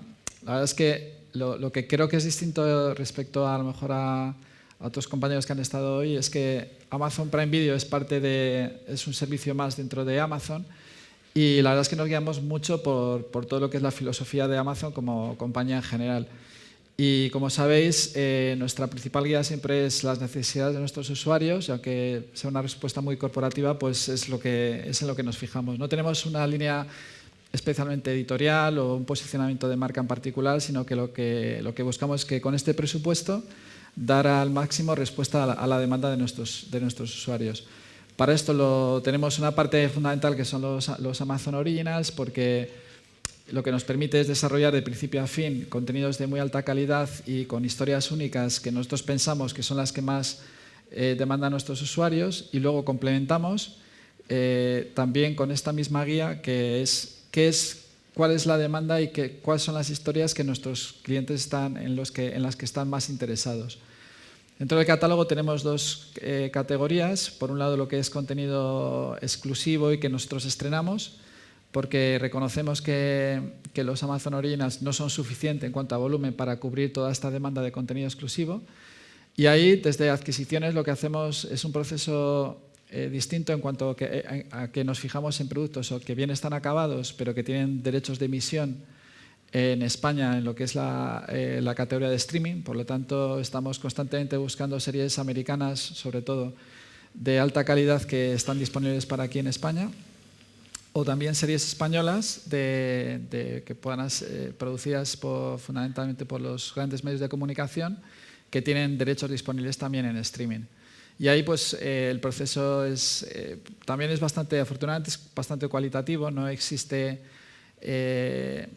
una forma muy numérica de llegar a una conclusión y pues, de una forma cualitativa analizamos guiones en el caso de una precompra de derechos. También tenemos en cuenta, por supuesto, el talento y todas las variables que nos permiten hacer una proyección de cómo de interesante va a ser este contenido para nuestros usuarios. Y luego para el resto, para lo que es contenido más de catálogo que ya está producido y que está disponible en el mercado, pues ahí tenemos mucha información de si es contenido que ya se ha lanzado, de qué respuesta ha tenido en otros servicios, qué búsquedas hay dentro de nuestros servicios sobre esos títulos en particular, tendencias que hay en general dentro del sector y en base a esto pues hacemos la selección. Creo que también es importante resaltar, nosotros empezamos hace 2 años y con equipos locales de contenidos en cada uno de los países en los que hemos lanzado. Y esto lo que quiere decir es que el catálogo que vemos dentro de cada país está totalmente supervisado por cada equipo local. Es decir, no hay un equipo que está en Estados Unidos, que es una de las preguntas que muchas veces nos hacen, que está diciendo sobre qué es lo que se ve en España, sino que lo que se ve en España lo decimos el equipo que está aquí. Entonces, bueno, en definitiva yo creo que al final, por resumir, sería lo que quieren nuestros usuarios y luego también otra de nuestras señas de identidad de Amazon es el que nosotros queremos ser, en general, la tienda del comercio electrónico donde puedas comprar cualquier producto. Y esto lo llevamos también a televisión y queremos ser el servicio de televisión donde tú puedas entrar como usuario y encontrar cualquier contenido. Y por eso sí que es verdad que tenemos, insisto, con estas limitaciones en cuanto a nuestro presupuesto, pero queremos tener un portfolio, un catálogo muy amplio. Y estas son las dos variables. ¿Y qué tipo de contenido dirías que está funcionando mejor dentro de Amazon Prime Video? Las series, contenido, hablando de catálogo siempre, tenéis muchísimo cine, tenéis una cantidad asombrosa de cine. Esa era la primera pregunta, ¿cuál es el contenido que más está funcionando? Sí que me has dicho que el funcionamiento en otras ventanas sí que guía mucho vuestra adquisición, si es un producto de éxito os puede interesar incorporarlo al catálogo, pero si notáis el impacto realmente, es decir, un producto que ha funcionado muy bien, por ejemplo, en su paso por taquilla, de repente funciona muy bien dentro de Prime Video. Sí, yo creo que no tenemos un patrón exacto, yo creo que no hay un género o una categoría de contenido que funcione especialmente en Prime Video. Al final nuestros clientes son los clientes de Prime, con lo cual es una base de clientes muy amplia. Tiene la particularidad que son clientes que compran en Internet, con lo cual a lo mejor son un poco más avanzados tecnológicamente, pero es una base muy amplia. Y la verdad es que lo que vemos es que funcionan todo tipo de géneros y todo tipo de categorías de contenidos. Los que más se ven son nuestros Amazon Originals, son de los que más se ven. Al final no acertamos siempre, pero con muchos acertamos y por citar algunos títulos recientes que han funcionado muy bien, por ejemplo, Fleabag, The Boys, por ejemplo, Jack Ryan, que vamos a estrenar ahora la segunda temporada. Y son productos que funcionan muy bien. Nuestros primeros Amazon Original locales que han estado centrados sobre el fútbol, Six Dreams, que lo lanzamos el año pasado, que ganó 2 Emmys, y la semana pasada lanzamos El corazón de Sergio Ramos y la verdad es que está teniendo una acogida espectacular.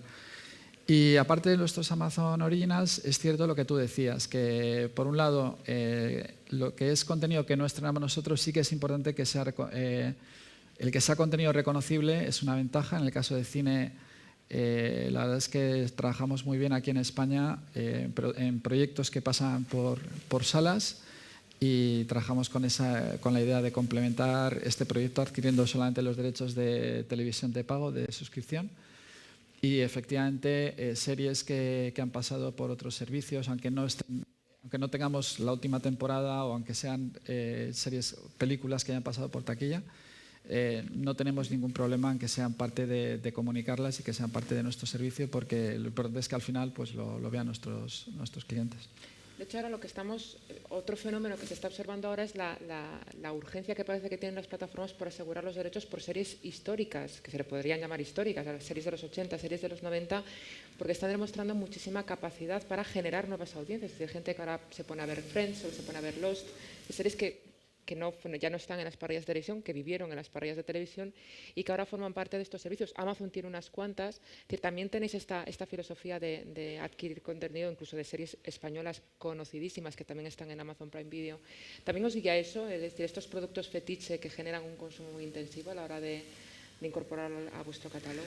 Sí, o sea, efectivamente yo creo que va en línea con lo que decía antes, de que queremos tener un catálogo lo más amplio posible y además incorporando este contenido que sea muy reconocible.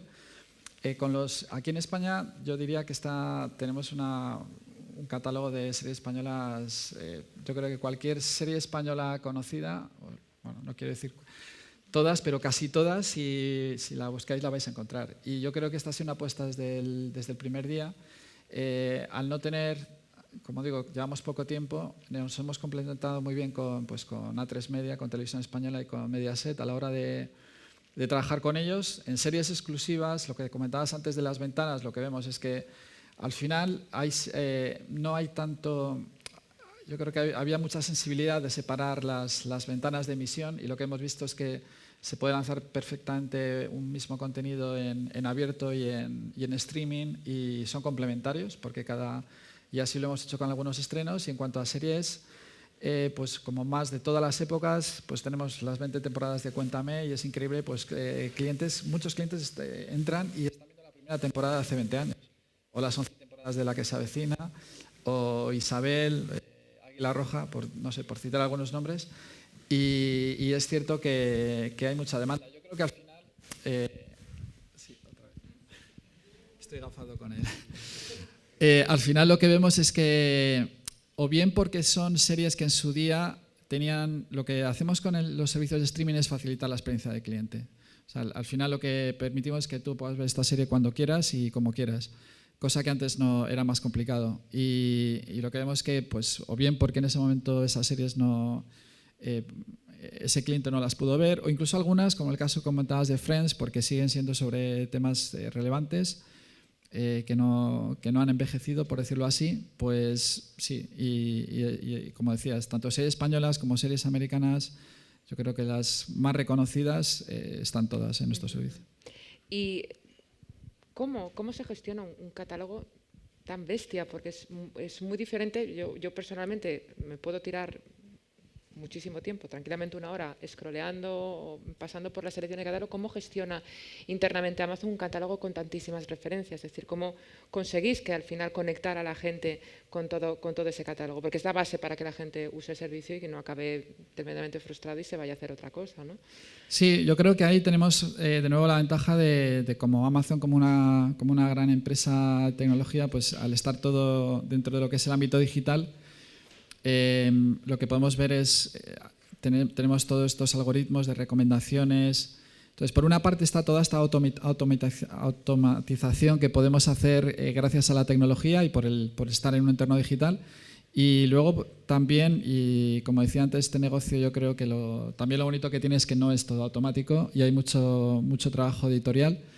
Y por eso nuestro servicio, seguro que se puede mejorar mucho, pero tenemos una gran cantidad de herramientas para facilitar que los clientes puedan encontrar los contenidos, pues a través de listas, categorías, destacados que están diseñados por todo el equipo de marketing y por todo nuestro equipo de contenidos. O sea que al final es una combinación de toda esta parte más tecnológica, pero también hay mucha parte más creativa de conocimiento de los contenidos. ¿Y cambia mucho, por ejemplo, el hecho de que haya un destacado en el consumo de ese contenido en particular? Es decir, se nota que el usuario está muy guiado cuando entra a la interfaz de Amazon y un contenido está muy destacado.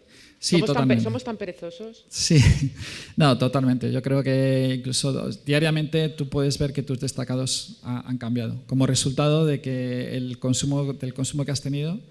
Al final las recomendaciones que hacemos prácticamente a diario las renovamos. Y esto lo que hacemos es intentar facilitar al máximo el descubrimiento de contenido en una época en la que, como decíamos antes, hay tal cantidad de contenidos y hay tal saturación que creemos que es importante intentar ayudar al máximo a los clientes a encontrar qué es lo que voy a ver, ¿no?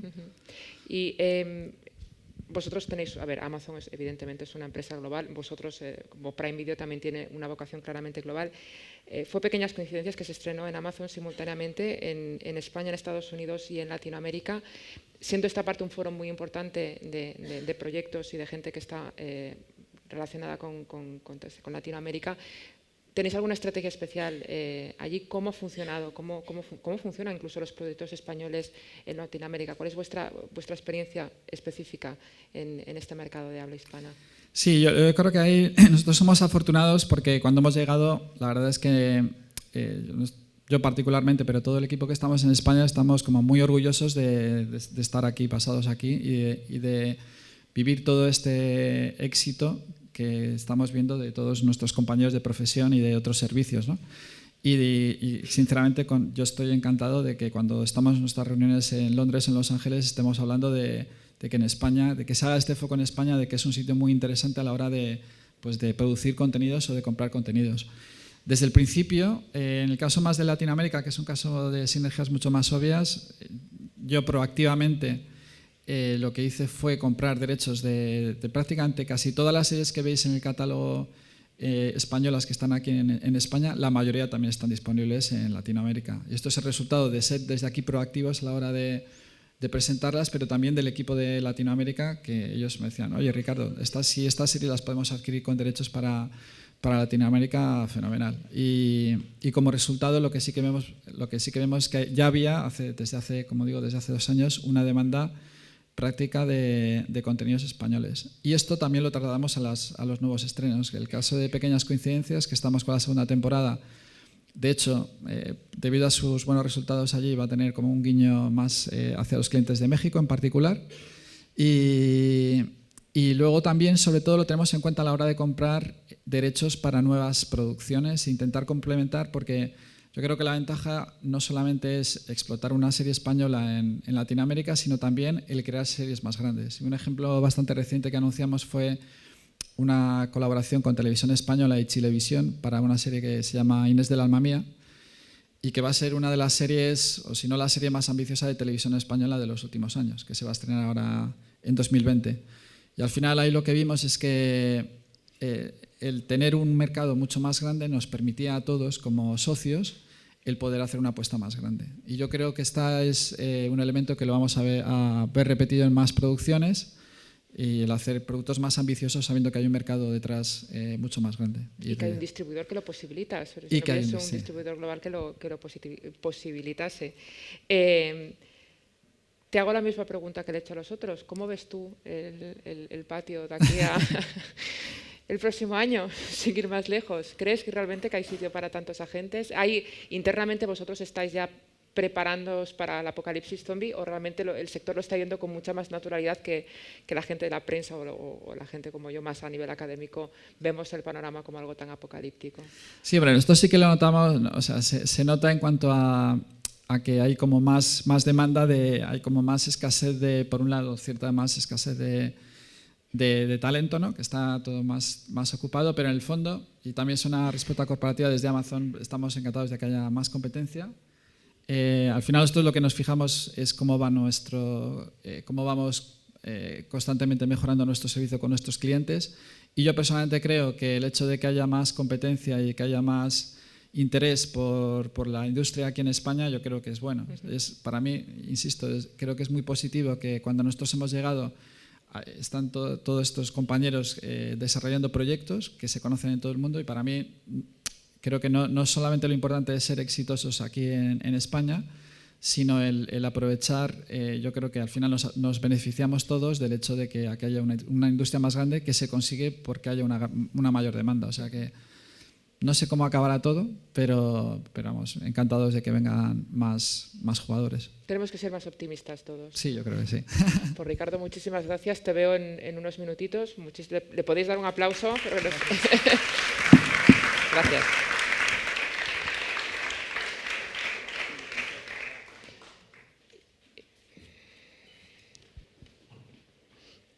Lo dejo aquí por... Bueno, pues cerramos la mesa con Hombre, con un creador nos parecía que es que la mesa nos quedaba... Ya era hora, joder. Que quedaba, siendo esta parte un foro con muchísimos creadores, nos parecía muy necesario que la mesa la cerrase un creador de contenido, hablar de un creador de contenido con mayúsculas, y aparte una persona que tú ya eres veterano en esto del audiovisual, y aparte que tú vienes la mayor parte de tu vida proporcionalmente, quiero decir, estadísticamente has pasado más años trabajando para el sector tradicional que trabajando para este nuevo sector. Bueno, me encanta lo de las nuevas plataformas de streaming. ¿Cuántos años tiene Netflix de historia? ¿20? Sí. Pero bueno, le seguimos llamando nuevas plataformas de streaming, pero bueno, guiños aparte, yo creo que es súper importante tener la visión de un creador que aparte ha trabajado de los dos lados. Darío es uno de los... ha participado en infinidad de proyectos, en La chica de ayer, Algo que celebrar, y ahora estás en La Picota porque eres uno de los creadores de esa serie, de ese pedazo de serie que es Élite, que acaba de estrenar su segunda temporada y que ha logrado un rotundo éxito internacional. Y la primera pregunta va un poco por ahí. Para una persona que ha pasado gran parte de sus años como guionista, también como guionista, como productor ejecutivo, hablando con cadenas de televisión, ¿cómo es trabajar con plataformas de streaming? Es decir, ¿cuánto cambia la cosa cuando tienes de interlocutor a una plataforma de streaming? Hemos escuchado a Diego antes, es decir, ahora estamos todos cotejando notas para ver lo que tú dices y comparar lo que nos ha dicho Diego. Pues la respuesta es súper anticlimática, porque en realidad cambia muy poquito. Yo no sé si porque todos beben un poco del mismo modelo, en realidad, de cómo llevar una cadena de televisión, pero tú les mandas un contenido, trabajas con ellos, te mandan notas, tú les mandas notas a las notas. Es un proceso de colaboración en el que al final, si todo se ha hecho bien, surge un resultado que satisface a los dos. La mayor diferencia que ha habido era una diferencia horaria cuando trabajaba en Los Ángeles y teníamos que tener reuniones con ellos con 9 horas de diferencia, un viernes a las 8 de la noche, que no es muy agradable. Pero aparte de eso, todo lo demás es muy parecido. Sí que hay una diferencia muy grande ahora en el después. Quiero decir, el proceso de hacer la serie es muy similar.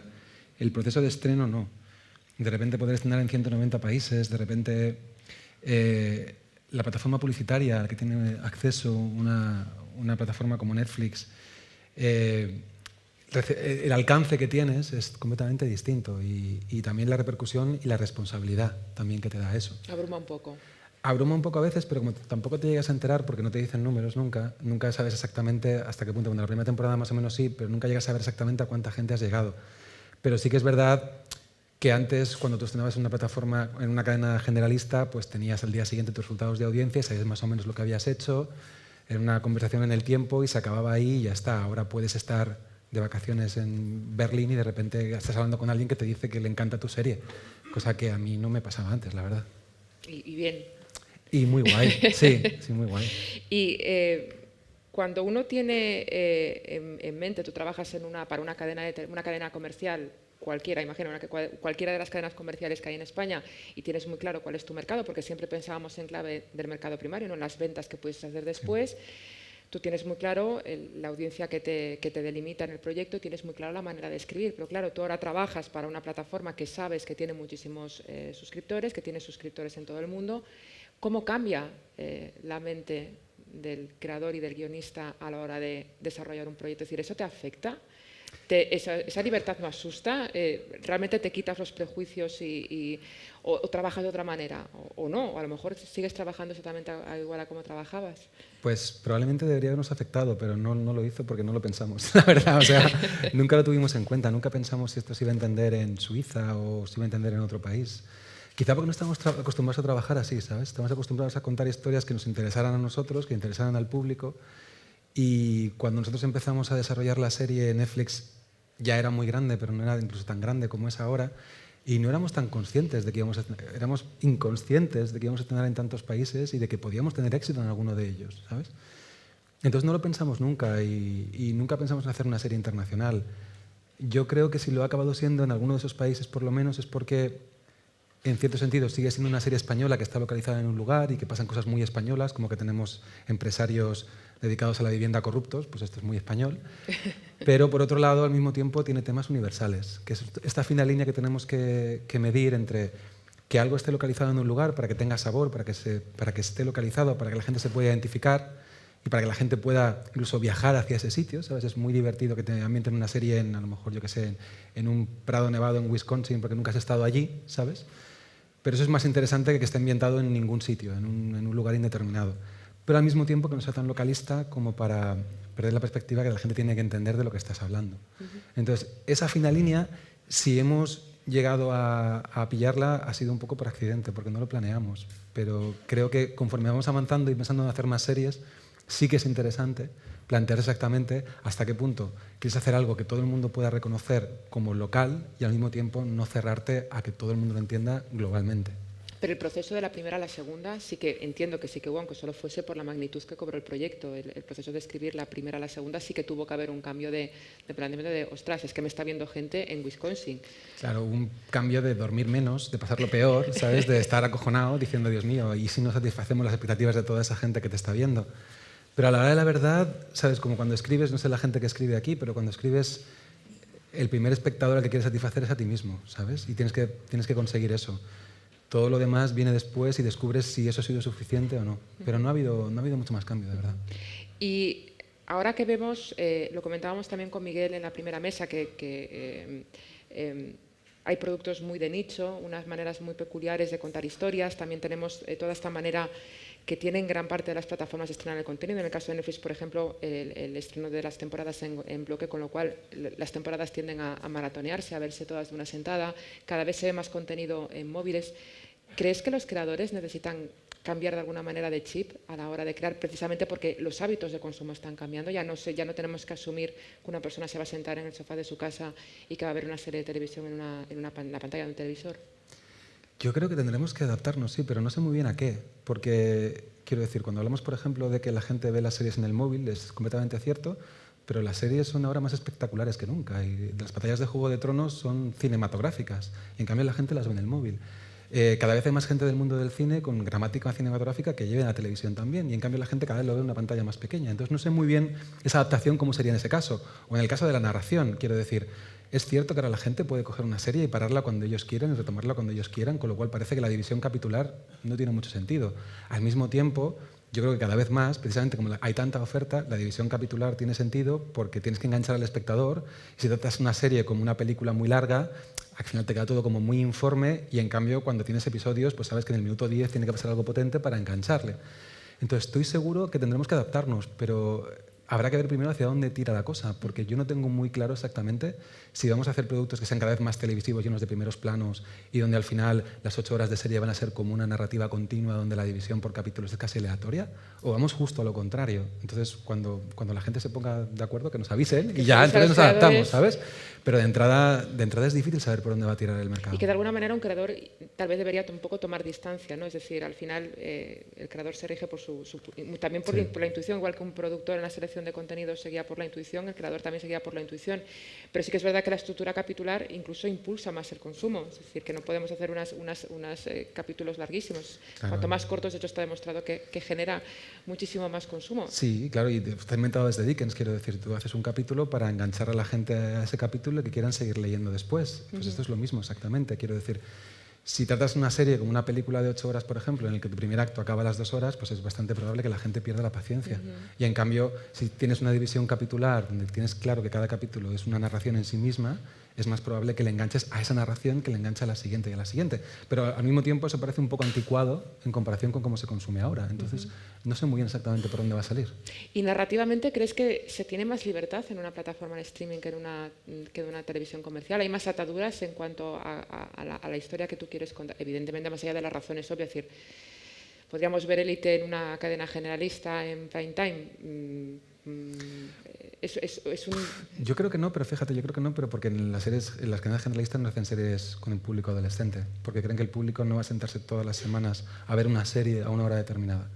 En cuanto a contenido, a mí me gustaría pensar que sí, la verdad. También es una respuesta muy anticlimática, pero yo he tenido muy pocos problemas, entre comillas, de censura o de que me corten las alas cuando he hecho series para cadenas generalistas. A lo mejor también porque yo me reprimía un poco antes, no llegaba nunca, ¿sabes?, a desafiar esos límites.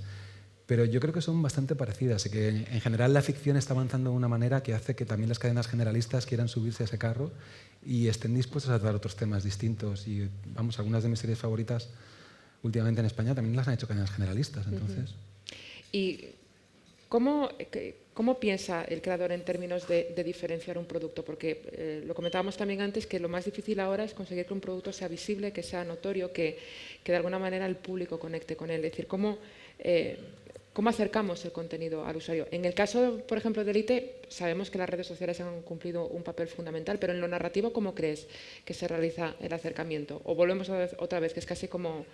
También sacamos otra vez la velita de la intuición y Virgencita, dame una trama y que la gente se siente identificada con ella. Es que es tan difícil y tan fácil como las ideas. Tienes que tener buenas ideas, pero nadie sabe lo que es una buena idea realmente hasta que no se pone en pantalla y ves si la gente conecta con ella. Entonces, la ventaja e inconveniente que tenemos en España es que no tenemos tanta propiedad intelectual como tienen los americanos, que pueden tirar de remakes, reboots, de un montón de propiedades intelectuales, desde cómics hasta libros que han sido un éxito en todo el mundo, películas que ya se han visto en todo el mundo, series que han sido un éxito en todo el mundo. Ellos pueden tirar mucho de eso y tienen esa ventaja. Nosotros tenemos la ventaja que como no podemos tirar tanto de eso, tenemos que esforzarnos en hacer ideas originales que enganchen a la gente. Eso es muy fácil de decir, pero muy difícil de hacer. Las ideas originales que realmente llegan a enganchar son una entre 20, a lo mejor una entre 30, una entre 40, no lo sé. Pero debe ser, yo creo, nuestra arma, eso junto al hecho de que, por ejemplo, series como La Casa de Papel, el éxito de La Casa de Papel, sí que empieza a crear un pequeño Star System dentro de España que hace que, aunque en nuestro caso fue un accidente, porque los actores de La Casa de Papel que teníamos fueron antes del boom de La Casa de Papel, pero nos lleva a que de repente tú puedes tener una serie con un protagonista de La Casa de Papel o de Élite, y eso es un evento en Brasil, en Francia o en Italia, porque es un actor que es muy conocido allí a través de otra serie. Entonces, tenemos que jugar con nuestras armas porque, aunque estemos todos en el mundo a la vez, no partimos en igualdad de condiciones. Los americanos tienen muchas ventajas en muchos sentidos, presupuestarias, de los tipos de series que hacen, de propiedad intelectual, de una tradición muy larga de hacer ficción y hacerla muy bien. Pero tenemos que combatir eso, yo creo que desde las ideas y desde el talento, que es muy complicado y muy jodido, pero es un reto genial. Y ya sé que no eres muy de dar consejos, pero ¿qué consejos le darías a los creadores para toda esta interlocución con los agentes? Es decir, gran parte de la gente lo que le ocurre es que no sabe muy bien qué esperar de esta relación con las plataformas de streaming. Desde tu experiencia, es decir, ¿qué crees que necesita? ¿Qué mentalidad tiene que tener el creador a la hora de trabajar con estas? ¿Te refieres para la venta o para la venta de productos? Para la venta. Es que va a sonar súper Mr. Wonderful todo esto que voy a decir, lo siento muchísimo. Pero yo diría que tienen que creerse la historia a ellos y no tienen que estar pensando en lo que los demás quieren comprar. Creo que lo decían Son antes también, esta cosa de como cuando te cuentan una historia que apasiona, tú lo notas. Y si te apasiona a ti, es más fácil que apasione a los demás. Creo que nos pasamos mucho tiempo preocupados de, pues estos a lo mejor quieren esto, porque les gusta más por aquí, porque esto es muy comercial. Además, las plataformas tienen un proceso de desarrollo en el que pueden de alguna forma guiarte a decir, pues mira, vamos a hacer esto por aquí para que sea más accesible o menos o lo que sea. Pero sobre todo es encontrar una idea y una historia que a ti te pueda apasionar y cuando puedas contar, se te note la gana que tienes de desarrollarla y de escribirla. Porque desde el cálculo se puede hacer también muy bien, pero yo creo que es más fácil que salga mal. Y te hago una última pregunta. ¿Cómo ves tú el audiovisual desde el lado del creador en los próximos 3 años? ¿Cuántos? 3 años. ¿Cómo ves tú el audiovisual? De aquí con ya la próxima temporada estrenada, ya pasada la resaca, con un montón de agentes más, ¿cómo lo ves tú en el medio plazo? ¿Sabes lo que pasa? Que si me llegas a preguntar hace 3 años esta pregunta, jamás te hubiera dicho que iba a estar yo aquí en el Festival de Cine de San Sebastián hablando de televisión delante de un montón de gente, hablando de que, por eso, de que el lugar donde yo pillo el rascador del gato de repente produce series también, ¿sabes? O sea, eso es una cosa como muy heavy. Entonces, no sabría muy bien qué decirte. Yo creo, o sea, no sé cómo va a ser, honestamente. Creo que lo que mola es que parte de ese futuro está en nuestras manos. Quiero decir, incluso aunque esto fuera una burbuja que va a implosionar y vamos a quedar solo las cucarachas y 4 más, creo que cuando eso sucede en una burbuja siempre quedan los agentes más válidos o al menos los que han podido valerse por sí mismos. Y creo que en España tenemos posibilidad de ser alguno de ellos porque lo estamos demostrando. Y creo que también está muy en mano de los creadores en este momento, por lo que te decía antes, por la creación de ideas, por la creación de series que sean distintas y que lleguen a todo el público. Entonces, no suele pasar así siempre, pero creo que en este caso, en la posición de la que estamos ahora, parte de nuestro destino está en nuestras manos. Y eso es súper alentador. Más allá de lo que pueda ocurrir. A lo mejor dentro de 3 años esto sigue siendo un boom maravilloso o ahora de repente se ha convertido en un desastre. Pero creo que parte de ese destino lo tenemos en España los creadores. Y eso es fantástico. pues ahora os pediría a todos los que habéis participado antes que subieseis aquí. Le vamos a dejar el turno de preguntas. Muchísimas gracias, Darío. Me voy a quedar en la esquinita, os dejo a vosotros ahí. ¿Yo aquí? Sí. Okay. Lo que me temo que va a estar caliente. Pero llevo toda la tarde sentado. Que va a estar caliente porque me he sentado toda la tarde ahí. ¿Sí? Gracias. Bueno. A mí me gustaría hacer un pequeño repaso a lo que habéis estado comentando todos, que en el fondo ha sido bastante parecido. Todos habéis hablado de lo de vender los proyectos con pasión, de conectar con el público, de la importancia de la marca, de que hay algo que tampoco que se puede sintetizar el éxito, que no es tan fácil como sacar la varita mágica y decir este proyecto va a funcionar o este proyecto no va a funcionar. Y también habéis hablado mucho de lo que guía a cada una de las empresas, a cada uno de los proyectos. Cada uno le guía una cosa. Evidentemente, cada una de vuestras empresas tiene objetivos de negocio completamente diferentes y eso también acaba pues, imprimiendo algo diferente a la manera que tenéis de producir o de adquirir contenido original. Si alguno tiene alguna pregunta, yo tengo bastantes más para hacerles, pero si alguno tiene alguna pregunta para hacerle, ahora es el momento. ¿Sí?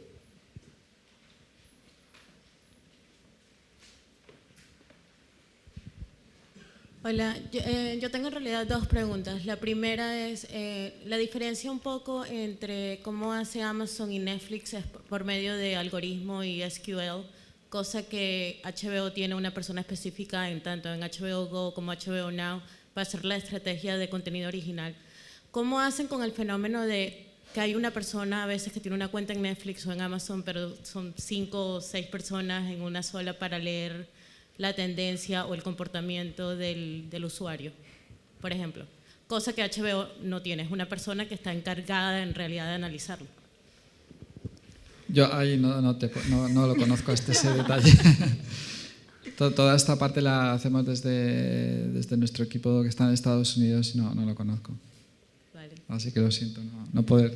Y mi segunda pregunta es, ¿Movistar suplantaría la oportunidad de abrir mercado para los hispanos en Estados Unidos? Hay 46 millones en este momento, en el cual se están haciendo varias series como Vida en Showtime o como Los Spookies en HBO, que en realidad se habla en Spanglish. ¿Hay una posibilidad de internacionalizar el contenido de Movistar, que es muy bueno, para ese mercado, o todavía que no se ve? Pues por un lado, o sea, nosotros tenemos una estrategia transversal, que es la que conocéis, pero luego en cada territorio tienen sus propias estrategias. De hecho, acabamos de estrenar en Perú, que aquí, si hay alguien de allí, probablemente lo sepa, la primera serie de producción propia, específica, y hay otras en marcha, en desarrollo y en producción, con lo cual se particulariza en cada uno de los territorios. Y luego, por supuesto, estamos trabajando en algunas series que tienen un perfil más de coproducción y que iremos anunciando poco a poco, pero no estamos cerrados a nada. De hecho, por lo que os comentaba antes, la idea es crecer, seguir apostando por el talento y por el contenido y buscar los mejores socios para trabajar con ellos y para ellos. Entonces, probablemente iremos en ese camino. Gracias.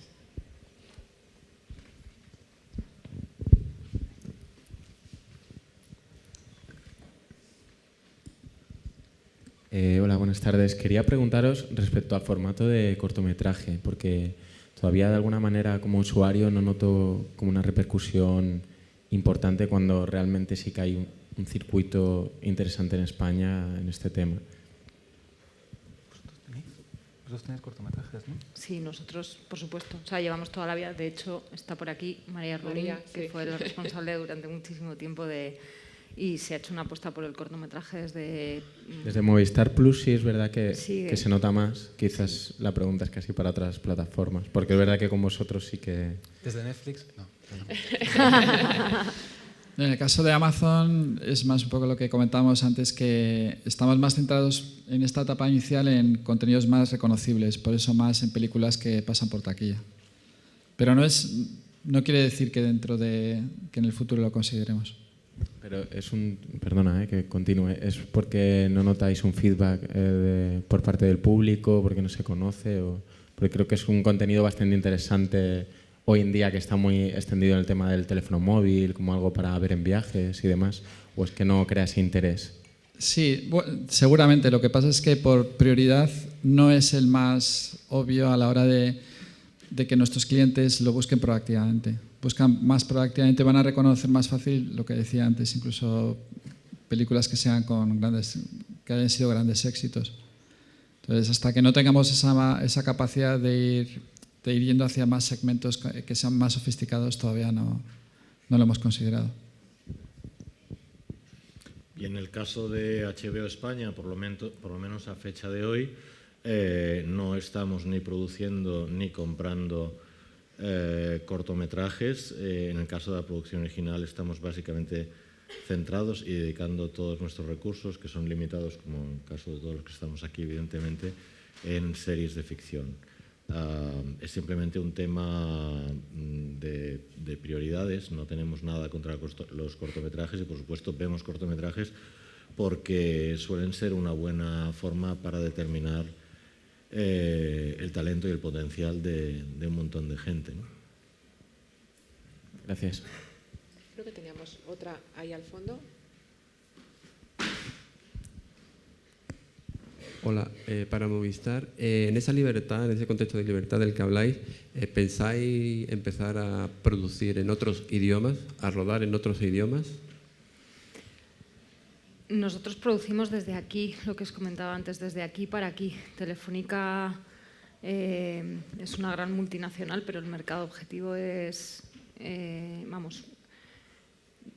cuando buscamos historias para que le lleguen al público español, aunque luego puedan traspasar fronteras. De todas maneras es algo relativo, ¿eh? O sea, acabamos de estrenar Corredor de la Muerte y consideramos que era muy importante para contar la verdad de esa historia el respetar el origen, los momentos en los que los personajes tenía sentido que hablaran en sus idiomas de origen, y así se ha hecho. Entonces la mayor parte es en castellano, pero hay momentos en los que los actores hablan entre ellos en inglés.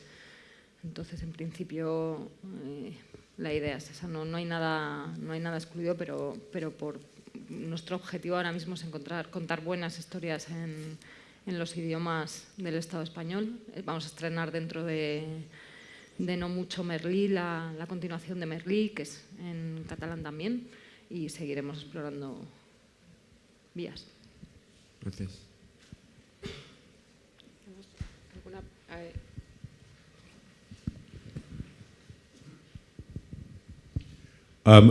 Es una pregunta que sigue un poco la pregunta antes. Me parece que la filosofía de Netflix, y no sé, Darío, si puedes contestar por toda la empresa, pero hay series de Netflix que un 90% de su audiencia es fuera de su territorio de origen, como 3% en Brasil, por ejemplo. Y sospecho que Élite, ha habido un estudio de Parrot Analytics, no sé si totalmente correcto o no, que sugiere que la popularidad de Élite es más popular, aunque hay razones por esto, en los Estados Unidos que en España. Tengo la impresión de lo que has dicho, Susana, sin embargo, que la filosofía de Movistar Plus es primero España. Y Amazon me parece que también, bueno, no sé, Ricardo. España primero también. España primero. Sí. Y no sé, Miguel, si es España o cuál es el mercado para... Dices de la producción original. Exacto, en España de HBO. Sí, es un poco lo mismo que hemos contado todos, lo que todo el mundo cuenta, que quiere que las historias sean locales y al mismo tiempo universales. Es la historia que todo el mundo cuenta siempre. Depende un poco de la estructura de cada empresa. Hoy por hoy, en el caso de HBO España forma parte de HBO Europa. Entonces queremos que nuestras series se vean primero en España, luego en los otros territorios de HBO Europa y, si puede ser, en otros sitios. Nosotros tenemos que hacer patria para que la historia de Patria de Vitoria y Miren en un pueblo de Euskadi interese en Polonia. Y lo vamos a conseguir. Lo vamos a conseguir porque la hacemos para eso. Y la parte española también la vamos a conseguir porque las historias que cuenta Patria van a interesar también en Euskadi y fuera de Euskadi en España. Evidentemente, primero es España. Se rueda, como en el caso que ha contado Susana, principalmente, no sé, un 80 o un 90% en los idiomas locales, y luego puede haber personajes que hablen en otros idiomas, español, inglés, francés, lo que sea. Pero primero España, sin ninguna duda. Esa es la estrategia de HBO en cada uno de sus países de Europa. En el caso de Polonia o en el caso de Noruega, talento local, idioma local, objetivo prioritario para llegar a un público local, y objetivo secundario, salir del país. Gracias.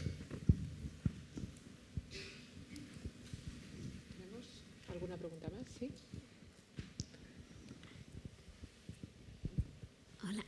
Hola, buenas tardes. Yo una curiosidad. Normalmente cuando el cine y la televisión se están acercando tanto, el tema de la autoría, últimamente noto que en la televisión se lleva mucho al lado de los guionistas y creadores. Y en el cine, sin embargo, tradicionalmente la figura del director y del productor ha pesado mucho. Entonces, bueno, preguntaros un poco cuánto pesan estas figuras para vosotros.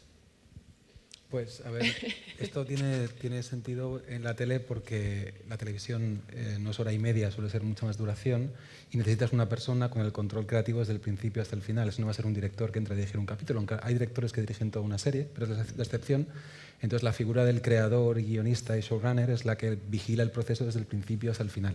Y tiene sentido que así sea, y tiene sentido que tenga ese poder porque es el que mejor conoce la serie desde el nacimiento hasta la muerte. Con el cine es un proceso completamente distinto en el que, por mi experiencia en el cine, el guionista entrega un material y es el director el que se encarga de tener la responsabilidad de moldearlo, y al fin y al cabo el que tiene la última palabra. Siempre tiene que haber alguien que tenga la última palabra.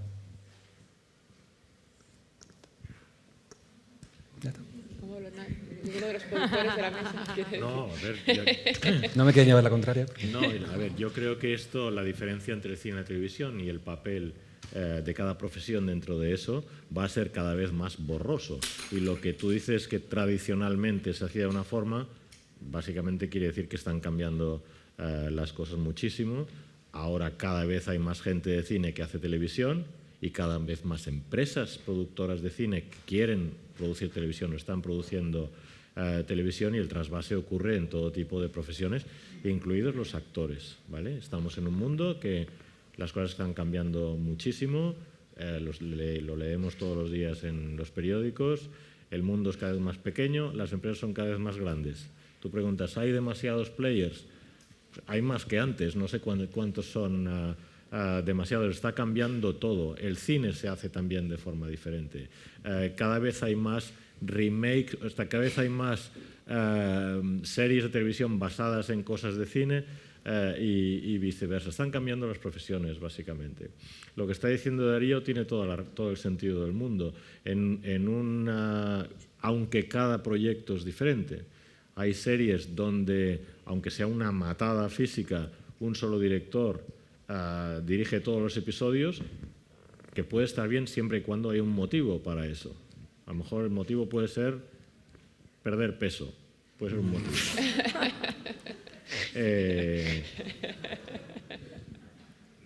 Hay otras series. No, está ese y ya está, no hay más. Bueno, pues es ese motivo. Si no tienes, pues no sé, 2 episodios, o un señor hace el primero y el último y los de metal. Bueno, hay todo tipo de... Yo lo único que os quiero decir es que cómo se hicieran las cosas antes tiene un valor documental, si queréis. Pero creo que cada vez hay que plantearse más que las cosas cambian y cada vez más rápido. Esto es un tema exponencial, ¿no? Yo, en la línea, obviamente, de lo que están diciendo, mi sensación es de que, al menos en nuestro caso, cada proyecto es un mundo. Entonces, no hay una línea, no es vamos a darle todo el poder a los guionistas, a todos los demás fuera de la sala, que nadie más puede hablar. Para nada. Normalmente viene alguien o un equipo de varios, o sea, director, guionista, productor, o solo unos todavía, o otros se incorporan, y en cada caso es diferente. Hay veces que trabajas toda la historia desde el principio hasta el final con un equipo de guionistas, incorporas al director en el último momento y es el equipo de guionistas el que tiene esa figura de showrunner que tira de todo, y ahí normalmente algo que para mí es muy importante, que es quién son la persona o personas que tienen la imagen de lo que quieren conseguir en la cabeza, que son los que son capaces de transmitirlo al resto, y a veces son los guionistas, a veces es el director, a veces es el productor ejecutivo el que lidera, pero siempre normalmente identificas, y si no lo identificas sueles tener un problema, identificas quién es al otro lado la persona que tiene eso claro, porque contigo, que es tu papel dentro de la cadena en este caso, que sabes lo que quieres desde la cadena, esa necesidad de la que hablaba tú. Yo tengo claro con la necesidad de la cadena, mi trabajo es explicársela a ese otro lado, saber que estamos en el mismo tren, y yo con los míos y él con los suyos, y llevando a todo el mundo hacia el mismo sitio para no acabar en el lado completamente contrario de lo que queríamos al principio. Y en cada proyecto, de verdad, en nuestro caso al menos, trabajamos por adaptarnos y por llevarlo al mejor lugar posible, y por lo tanto si es uno y si no el otro. Una vez dicho esto, es verdad que los guionistas en series tienen, lo que tú decías, mucho peso, porque y bueno, se nota más en las diarias, yo creo, y y que yo creo también, os digo, que cada vez deberían tener más peso, que deberíais ir creciendo y interesándoos cada vez más guionistas por otras áreas para poder ser más útiles aún.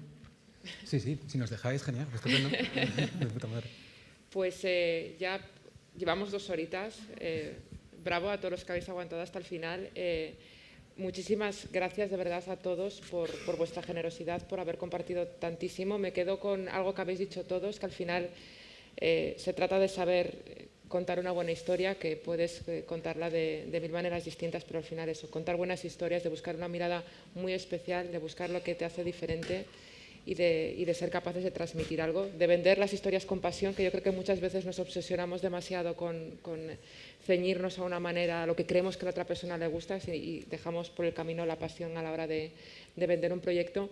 Y siempre desde aquí se ha lanzado, que yo creo que con eso, si os quedáis con algo, me gustaría que fuese con eso un mensaje muy optimista, de que esto es una oportunidad para los creadores, que estamos en un momento, yo creo que muy dulce para la industria, tanto para la producción como para la distribución, como para la realización, como para los guionistas, productores ejecutivos, y lo que pueda ser que podáis llegar a hacer, no sé, podéis hacer un montón de cosas que si os dejan. Muchísimas gracias a todos, muchísimas gracias al Festival de San Sebastián, a Europa Media, al programa Media Creativa, a todos los que habéis asistido aquí, habéis estado aguantando aquí 2 horas conmigo dando la chapa, que no está nada mal, y que disfrutéis muchísimo del festival, y espero volver a veros las próximas jornadas. Muchísimas gracias.